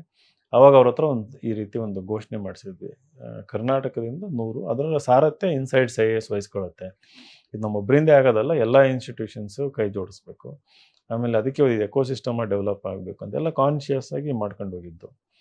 ಖಂಡಿತವಾಗಿಯೂ ಸಾಧ್ಯ ಆಗುತ್ತೆ. 3-4 ವರ್ಷ ಅಲ್ಲ ಅಂದರೂ ಒಂದು 5-6 ವರ್ಷದಲ್ಲಿ ಸಾಧ್ಯತೆ ಖಂಡಿತ ಇದೆ. ಆಮೇಲೆ ನಾವು ಆ್ಯಂಬಿಷಿಯಸ್ ಗೋಲ್ ಯಾವಾಗ ಇಟ್ಕೊತೀವಿ, ಈಗ 100 ಅಂದಾಗ ನಾವು 50-60 ತಲುಪಿದ್ರು ಈಗಿರೋ ನಂಬರ್ಗಿಂತ 3 ಪಟ್ಟು ಜಾಸ್ತಿ ಆಗುತ್ತೆ, ರೈಟ್? ಸೊ ಬಟ್ 100 ಇವೆಂಚುಲಿ ತಲುಪ್ಬೋದು. ಇವತ್ತು ಆಂಧ್ರದಲ್ಲಿ ಇವತ್ತು IITಗೆ ಮೆಜಾರಿಟಿ ಹೋಗ್ತಾರಂತಾರಲ್ಲ ಆಂಧ್ರ ಸ್ಟೂಡೆಂಟ್ಸ್. ಯಾಕಂದ್ರೆ ಆಂಧ್ರದಲ್ಲಿ ಒಂದು IIT ಕಲ್ಚರ್ ಸ್ಟ್ರಾಂಗಾಗಿ ಡೆವಲಪ್ ಆಯಿತು. ಆಲ್ಮೋಸ್ಟ್ ಪ್ರತಿಯೊಂದು ಮನೆಯಲ್ಲೂ IIT ಗ್ರಾಜ್ಯುಯೇಟ್ಸ್ ಇರೋದಕ್ಕೆ ಶುರು ಮಾಡಿದ್ದಾರೆ. ಹಂಗೆ ಕರ್ನಾಟಕದಲ್ಲೂ ಪ್ರತಿಯೊಂದು ಜಿಲ್ಲೆಯಿಂದನೂ 3-4 ಜನ IAS IPS ಅಧಿಕಾರಿಗಳು ಪ್ರತಿಯೊಂದು ಜಾತಿಗಳಿಂದ, ಮತ್ತೆ ಅದು ಭಾಳ ಇಂಪಾರ್ಟೆಂಟು. ಯಾಕಂದರೆ ಕೆಲವು ಜಾತಿಗಳಿಗೆ ಸೀಮಿತನೂ ಆಗೋ ಚಾನ್ಸಸ್ ಇರುತ್ತೆ. ಯಾಕಂದರೆ ಕೆಲವು ಸಮುದಾಯಗಳು ಡೆವಲಪ್ ಆಗಬೇಕಂದ್ರೆ ಆ ಸಮುದಾಯಗಳಲ್ಲಿ ಅಧಿಕಾರಿಗಳು ಅವಶ್ಯಕತೆ ಇರುತ್ತೆ. ಅವರು ಇನ್ಸ್ಪೈರ್ ಮಾಡ್ತಾರೆ ಚೆನ್ನಾಗಿ ಓದೋದಕ್ಕೆ. ಈಗ ಫಾರ್ ಎಕ್ಸಾಂಪಲ್ ಒಂದು ಸವಿತಾ ಸಮಾಜ ಅಂತಂದರೆ, ನನಗೆ ಗೊತ್ತಿರೋ ಪ್ರಕಾರ ವೆರಿ ರೇರ್, ಒಬ್ಬರು ಇಬ್ಬರು ಆಗಿರ್ಬೋದೇನೋ. ಅವರಲ್ಲಿ ಯಾರೋ ಆದರು ಅಂತಂದರೆ ಆ ಸಮಾಜದ ಮಕ್ಕಳಿಗೆ ಒಂದು ಇನ್ಸ್ಪಿರೇಷನ್ನು, ಆಶೆ, ನಾವೆಲ್ಲರೂ ಇವ್ರ ಥರ ಆಗಬೇಕು. ಚೆನ್ನಾಗಿ ಓದ್ತಾರೆ, ಡಿಗ್ರಿ ಅರ್ಧಕ್ಕೆ ನಿಲ್ಲಿಸಲ್ಲ, ಡಿಗ್ರಿ ಅಂತೂ ಮಾಡೇ ಮಾಡ್ತಾರೆ. ಕೆಲವೊಬ್ರು ಒಳ್ಳೆ ಯೂನಿವರ್ಸಿಟಿಗೆ ಹೋಗ್ತಾರೆ. So it has a very big social impact, social change ಮಾಡುತ್ತೆ. ಸೊ 100 ಜನ UPSC ಅಂತಂದರೆ ಅದರಿಂದ ಟಾಪರ್ಸ್ ಅಂತಂದರೆ ಲಕ್ಷಾಂತರ ಕುಟುಂಬಗಳು ಹೆಚ್ಚು ಓದೋದಕ್ಕೆ ಶುರು ಮಾಡ್ತಾರೆ. ಅದರಲ್ಲಿರೋ ಮಕ್ಕಳುಗಳು. ನ್ಯೂಸ್ ಪೇಪರ್ ಇಂಡಸ್ಟ್ರಿ ಡೆವಲಪ್ ಆಗುತ್ತೆ. ಯಾಕಂದರೆ ಹೆಚ್ಚು ಆಸ್ಪಿರೆಂಟ್ಸ್ ಆದಷ್ಟು ನ್ಯೂಸ್ ಪೇಪರ್ ಓದೋ ಸಂಖ್ಯೆನೂ ಜಾಸ್ತಿ ಆಗ್ತದೆ. ಆಮೇಲೆ ಕನ್ನಡ ಭಾಷೆ ಬೆಳೀತಾ ಹೋಗುತ್ತೆ. ನಮ್ಮ ಕನ್ನಡಿಗರಷ್ಟು ಆದಮೇಲೆ ಕನ್ನಡ ಐಚ್ಛಿಕ ವಿಷಯ ತೊಗೊಳ್ಳೋಣ, ಕನ್ನಡ ಕಂಪಲ್ಸರಿ ಪೇಪರ್ ಇರುತ್ತೆ UPSCನಲ್ಲಿ. ಅವನು ಇಂಗ್ಲೀಷ್ ಮೀಡಿಯಮಲ್ಲಿ ಓದಿದ್ರೆ ಕನ್ನಡ ಓದಲೇಬೇಕಿಲ್ಲಿ. ಈಗ ಅಷ್ಟು ಗೋ ಬ್ಯಾಕ್ ಟು ಕನ್ನಡ ಓದಲೇಬೇಕಾಗುತ್ತೆ. ಆಮೇಲೆ ಡೆವಲಪ್ಮೆಂಟ್ ವೈಸು ನಮ್ಮ ಕರ್ನಾಟಕಕ್ಕೆ ಅಭಿವೃದ್ಧಿ ಆಗಬೇಕಂದ್ರೆ ಅಷ್ಟೊಂದು ಅಧಿಕಾರಿಗಳು ಏನು ಬೇಕು ಅದೆಲ್ಲ ಸವಲತ್ತನ್ನು ತರ್ಬೋದು. ಆಮೇಲೆ ಅವರೆಲ್ಲ ರೋಲ್ ಮಾಡೋದುಗಳಾಗ್ತಾರೆ. ಹೆಚ್ಚು ಹೆಣ್ಮಕ್ಳು ಅದರಲ್ಲಿ ಆದರು ಅಂತಂದರೆ ಹೆಣ್ಮಕ್ಳು ಸ್ಕೂಲ್ ಬಿಡಲ್ಲ, ಕಾಲೇಜಿಗೆ ಹೋಗ್ತಾರೆ, ಅವರು ಅಧಿಕಾರಿಗಳಾಗ್ತಾರೆ. So it has a multiplayer effect. ಆ ಒಂದು ವಿಷನ್ನಿಂದ ಇದೆಲ್ಲ ನಾವು ಇನ್ಸೈಟ್ಸು ಗ್ರೇಟ್ ಅನ್ಸ್ಕೋಬೇಕಂತಂದಲ್ಲ, ನಾನು ಹೇಳಿದ್ನಲ್ಲ ನನ್ನ ಫಸ್ಟ್ ವಿಷನ್ ಏನು ಡ್ರೀಮ್ ಇದೆ ಅಂತಂದು, ಅವೆಲ್ಲ ಅನುಷ್ಠಾನ ಆಗಬೇಕಂತಂದರೆ ಹಾನೆಸ್ಟು, ಎಫಿಷಿಯೆಂಟು, ಎಸ್ಪೆಷಲಿ ನೋವನ್ನು ಅನುಭವಿಸಿದಂಥ ಅಧಿಕಾರಿಗಳು, ಅಂದರೆ ಮಕ್ಕಳುಗಳು ಅಧಿಕಾರಿಗಳಾಗಬೇಕು. ತಳಸ್ತರದಿಂದ ಬರುವಂಥದ್ದು, ಗ್ರಾಮೀಣ ಭಾಗದಿಂದ, ಸಮಾಜದ ಬಗ್ಗೆ ಅವ್ರಿಗೆ ಕಳಕಳಿ ಹೆಚ್ಚಿರುತ್ತೆ. ಅಂಥವರೆಲ್ಲ ಬಂದಾಗ ಏನಾಗುತ್ತೆ, ಒಂದು ಸಮಾಜ ನಿರ್ಮಾಣ ಆಗೋದಕ್ಕೆ ಸಾಧ್ಯ ಆಗುತ್ತೆ. ಸರ್, ನವೆಂಬರ್ ತಿಂಗಳಲ್ಲಿ ಇಡೀ ರಾಜ್ಯವೇ ಮೆಚ್ಚುವ ರೀತಿ ಕರ್ನಾಟಕ ರಾಜ್ಯೋತ್ಸವವನ್ನು ಆಚರಣೆ ಮಾಡ್ತೀರಾ. ಸೊ ಆಚರಣೆ ಹೇಗೆ ಆರಂಭ ಆಯಿತು ಮತ್ತು ನಿಮ್ಮ ಕನ್ನಡದ ಕಾಳಜಿಯ ಬಗ್ಗೆ, ಕನ್ನಡದ ಪ್ರೀತಿಯ ಬಗ್ಗೆ ಹೇಳ್ಬೋದಾ ಸರ್? ಸೊ ನಂದು ಕನ್ನಡ ಸಾಹಿತ್ಯ ಐಚ್ಛಿಕ ವಿಷಯ. ನಮ್ಮ ತಂದೆ ಕನ್ನಡ ಲೆಕ್ಚರರ್ ಆದರು, ಕನ್ನಡ ಲೆಕ್ಚರಾಗಿ ರಿಟೈರ್ಡ್ ಆದರು. ಕನ್ನಡ ಸಾಹಿತ್ಯದ ಪುಸ್ತಕಗಳು ನಾನು 4-5ನೇ ಕ್ಲಾಸಿಂದ ಓದೋದಕ್ಕೆ ಶುರು ಮಾಡಿದ್ದೆ. ಸೊ ಆಮೇಲೆ ಸರ್ಕಾರಿ ಶಾಲೆಗಳು ಅನುಭವಿಸ್ತಿರೋಂಥ ನೋವು ಅದು ಕಣ್ಣಾರೆ ನೋಡಿದ್ದೀನಿ, ಫಸ್ಟ್ ಹ್ಯಾಂಡ್ ಎಕ್ಸ್ಪೀರಿಯನ್ಸ್ ಇದೆ. ಸೊ ಇವೆಲ್ಲ ನೋಡಿದಾಗ ಬೆಂಗಳೂರಂಥ ನಗರದಲ್ಲಿ ಕನ್ನಡದ ಕಹಳೆ, ಕನ್ನಡ ಭಾಷೆ ಅನ್ನೋದು ಸಾರ್ವಭೌಮ ಅನ್ನೋದು ಗೊತ್ತಾಗಬೇಕು ಎಲ್ಲರಿಗೂ. ಅವರು ಕಲಿದೇ ಇರಲಿ, ಬಟ್ ಕನ್ನಡ ನೆಲದಲ್ಲಿ ಕನ್ನಡ ಅನ್ನೋದು ಸಾರ್ವಭೌಮ, ಇದು ನಮ್ಮ ಅಸ್ಮಿತೆ, ನಮ್ಮ ಐಡೆಂಟಿಟಿ ಅದು. ಸೊ ನಮ್ಮ ಸಂಸ್ಥೆಗೆ ಎಲ್ಲ ರಾಜ್ಯದಿಂದ ವಿದ್ಯಾರ್ಥಿಗಳು ಬರ್ತಾರೆ. ಅವರಿಗೂ ನಮ್ಮ ಕನ್ನಡದ ಒಂದು ಸಂಸ್ಕೃತಿ ಪರಿಚಯ ಆಗಲಿ, ಹಾಗೆಯೇ ಅವರು ಕೂಡ ಪಾರ್ಟಿಸಿಪೇಟ್ ಮಾಡಲಿ ಅನ್ನೋ ಒಂದು ಆಶಾಭಾವನೆ. ಪ್ಲಸ್ ಈ ಬೆಂಗಳೂರಲ್ಲಿ ಅದನ್ನು ಜೋರಾಗಿ ಸದ್ದು ಗದ್ದಲ ಮಾಡಿ ನಾವು ಸೆಲೆಬ್ರೇಟ್ ಮಾಡಬೇಕನ್ನೋದು ನನ್ನ ಇಂಟೆನ್ಷನ್ನು. ಯಾಕಂದರೆ ಇವತ್ತು ಯಾರೋ ಒಂದು ಡೇಟ್ ಹೇಳಿದ್ರೆ ಬರೀ 30% ಕನ್ನಡಿಗರಿದ್ದಾರೆ ಕರ್ನಾಟಕದಲ್ಲಿ ಅಂತಂದು. ಸೊ ನಾವು ಬೆಂಗಳೂರನ್ನು ಕಳ್ಕೋಬಾರ್ದು, ಅಥವಾ ಕರ್ನಾಟಕದಲ್ಲಿ ಕನ್ನಡವನ್ನು ಕಳ್ಕೋಬಾರ್ದು. ಸೊ ಹಾಗಾಗಿ ಮುಂದೆ ಅಧಿಕಾರಿಗಳು ಆಗುವಂಥ ನಮ್ಮ ಯುವಕ ಯುವತಿಯರಲ್ಲಿ ಆ ಒಂದು ಕನ್ನಡದ ಬಗ್ಗೆ ಒಲವು, ಪ್ರೀತಿ, ಅಭಿಮಾನ ಅವೆಲ್ಲ ಗಟ್ಟಿಯಾಗಿ ಇದು ಮಾಡಬೇಕಂದ್ರೆ ಈ ಥರ ಇವೆಂಟ್ಗಳು ಹೆಲ್ಪ್ ಆಗುತ್ತೆ. ಸೊ ಆ ಒಂದು ನಿಟ್ಟಿನಲ್ಲಿ ಭಾರಿ ಅದ್ದೂರಿಯಾಗಿ ಕನ್ನಡ ರಾಜ್ಯೋತ್ಸವ ಮಾಡ್ತೀವಿ. ನನಗೆ ಗೊತ್ತಿರೋ ಪ್ರಕಾರ ಬೆಂಗಳೂರು ಸಿಟಿ ಒಳಗೆ ಇಷ್ಟು ಜೋರಾಗಿ ಒಂದು 8-10 ಸಾವಿರ ಜನ ಸೇರಿಸ್ಬಿಟ್ಟು ಮಾಡುವಂಥದ್ದು ನಮ್ಮದು ಒಬ್ಬರದೇ ಅಂತ ನನಗನ್ಸುತ್ತೆ. ಹೋದ ವರ್ಷ ಗೌರ್ಮೆಂಟ್ ಕಂಪಲ್ಸರಿ ಮಾಡಿತು, ಎಲ್ಲ ಆರ್ಗನೈಸೇಷನ್ಸ್ ಮಾಡಬೇಕಂತ. ಅವ್ರು ಹೇಳೋದಕ್ಕಿಂತ ಮುಂಚೆಯಿಂದನೇ ನಾವು ಇದನ್ನು ಜೋರಾಗಿ ಮಾಡ್ತಾ ಇದ್ದೀವಿ. ಸರ್, ಚಂದ್ರಲೇಔಟ್ ಇವತ್ತು ಒಂದು ರೀತಿಯಲ್ಲಿ UPSC ಹಬ್ ಆಗಿ ಮಾರ್ಪಾಡಾಗಿರುವಂಥದ್ದು. ದೇಶದ ಬೇರೆ ಬೇರೆ ಭಾಗಗಳಿಂದ, ನಮ್ಮ ಕರ್ನಾಟಕದ ಬೇರೆ ಬೇರೆ ಭಾಗಗಳಿಂದ ವಿದ್ಯಾರ್ಥಿಗಳು ಇಲ್ಲಿ ಬಂದು ಓದಿ IAS IPS ಅಧಿಕಾರಿಗಳಾಗ್ತಾರೆ. ಆದರೆ ಮುಖ್ಯವಾಗಿ ಇಲ್ಲಿ UPSC ಕೋಚಿಂಗ್ ಸೆಂಟರ್ನ ಆರಂಭ ಮಾಡಿದಂಥವರಲ್ಲಿ ನೀವು ಪ್ರವರ್ತಕರು. ಇದು UPSC ಹಬ್ ಆಗಿ ಬೆಳೆದಿರುವಂಥದ್ದು. ಇಲ್ಲೇ ಯಾಕೆ ಮಾಡಬೇಕಂತ ಅನ್ನಿಸ್ತು, ಮತ್ತು ಇದು ಬೆಳೆದಿರುವ ರೀತಿಯ ಬಗ್ಗೆ ನೀವು ಪ್ರವರ್ತಕರಾಗಿರೋದ್ರಿಂದ ಎಷ್ಟು ಹೆಮ್ಮೆ ಇದೆ ಸರ್? ಭಾಳ ಹೆಮ್ಮೆ ಇದೆ, ಬೆಳೆದಿರೋದು ಖುಷಿ ಇದೆ. ಆಮೇಲೆ ಇದು ಹಬ್ಬಾಗಿ ಬೆಳೆದಿರೋದು ಕೂಡ ಭಾಳ ಸಂತೋಷದ ವಿಚಾರ. ಬೆಂಗಳೂರು ಅಂತಂದರೆ IT ಹಬ್ಬು, ಗಾರ್ಡನ್ ಸಿಟಿ ಅಂತ. ಅದ್ರ ಜೊತೆಗೆ ಇವತ್ತು UPSC ಹಬ್ ಆಗಿರೋದು ಕೂಡ ಭಾಳ ಸಂತೋಷದ ವಿಚಾರ. ಅದು ಇಲ್ಲೇ ಯಾಕೆ ಆಯ್ಕೆ ಮಾಡ್ಕೊಂಡಿದ್ದು ಅಂತಂದರೆ, ಮುಂಚೆ ವಿಜಯನಗರದಲ್ಲಿ ಕೆಲವೊಂದು ಇನ್ಸ್ಟಿಟ್ಯೂಷನ್ಸ್ ಇದ್ವು, KPSCಗೆ ಮೇಯ್ನ್ ಫೋಕಸ್ ಇದ್ವು. ಅವರು UPSC ಟ್ರೈ ಮಾಡಿದ್ರು, ಸಕ್ಸಸ್ಫುಲ್ ಆಗಿರಲಿಲ್ಲ. ಸೊ ಹಾಗಾಗಿ ಇಲ್ಲಿ ಕಲ್ಯಾಣ ಕರ್ನಾಟಕದಿಂದ ಹೆಚ್ಚಿನ ಮಕ್ಕಳು ವಿಜಯನಗರದಲ್ಲಿ ಮುಂಚೆಯಿಂದನೂ ಬಂದು ಈ KPSC ತಯಾರಿ ಮಾಡಿಸ್ತಾಯಿದ್ರು. ಸೊ ಹಾಗಾಗಿ ಸಹಜವಾಗಿ ವಿಜಯನಗರ ಆಯ್ಕೆ ಮಾಡ್ಕೊಂಡಿದ್ದು. ಚಂದ್ರ ಲೇಔಟ್ ಈ ಸ್ಟ್ರೀಟ್ ಏನಿದೆಯಲ್ಲ, ನಾನು ನೋಡ್ದಂಗೆ ನನಗೆ ಡೆಲ್ಲಿ ಇಂಟರ್ವ್ಯೂ ಹೋದಾಗ ಅಲ್ಲೆಲ್ಲ ನೋಡಿ ಬಂದಿದ್ದ ಅನುಭವ. ಸೊ ಇದು ಆ ಒಂದು ಬ್ಯಾಕ್ ಆಫ್ ದಿ ಮೈಂಡ್ ಆ ಥಾಟ್ ಇತ್ತು, ಡೆವಲಪ್ ಆದರೆ ಈ ಸ್ಟ್ರೀಟು ಮಕ್ಕಳಿಗೆಲ್ಲ ಇದೆ. ಇಲ್ಲಿ ಬೋರ್ ಹೊಡೆದಾಗ ಒಳ್ಳೆ ಹೋಟೆಲ್ ಇದ್ದಾವೆ, ಕಾಫಿ ತಾಣಗಳಿದ್ದಾವೆ, ಲೈಬ್ರರಿಗಳಿದ್ದಾವೆ, ಪಾರ್ಕ್ಗಳಿದ್ದಾವೆ. ಸೊ ರೋಡ್ ಅಗಲ ಇದೆ. ಸೊ ಹಂಗಾಗಿ ಇಲ್ಲಿ ಬಂದಿದ್ದು. ಸರ್, ಚಂದ್ರ ಲೇಔಟ್ನಲ್ಲಿ UPSC ಕೋಚಿಂಗನ್ನು ಆರಂಭ ಮಾಡಿದಂಥ ಪ್ರವರ್ತಕರು ನೀವು. ಇಲ್ಲಿ ಸಾಕಷ್ಟು ಎಕನಾಮಿಕ್ ಆಕ್ಟಿವಿಟಿ ಸ್ಟಾರ್ಟ್ ಆಗಿದೆ. ಸಾಕಷ್ಟು ಜನರಿಗೆ ಇನ್ಸೈಟ್ಸ್ IAS ಇಂದ ಪ್ರತ್ಯಕ್ಷವಾಗಿ ಮತ್ತು ಪರೋಕ್ಷವಾಗಿ ಉದ್ಯೋಗಗಳು ಸಾಕಷ್ಟು ಸೃಷ್ಟಿಯಾಗಿರುವಂಥವು. ಇಂಥವುಗಳಿಗೆ ನೀವು ಕಾರಣ ಅನ್ನೋದಕ್ಕೆ ಎಷ್ಟು ಹೆಮ್ಮೆ ಇದೆ ಸರ್? ಅಲ್ಲ, ಅದಕ್ಕೆ ನಾನೊಬ್ಬನೇ ಕಾರಣ ಅಲ್ಲ, ಮೇ ಬಿ ಮೇಜರ್ ರೀಸನ್ ಇರ್ಬೋದು. ಎಲ್ಲರೂ ಕೈ ಜೋಡಿಸಿದ್ದಾರೆ, ಅದಕ್ಕೆ ನಮ್ಮ ದೊಡ್ಡ ಟೀಮ್ ಇದೆ.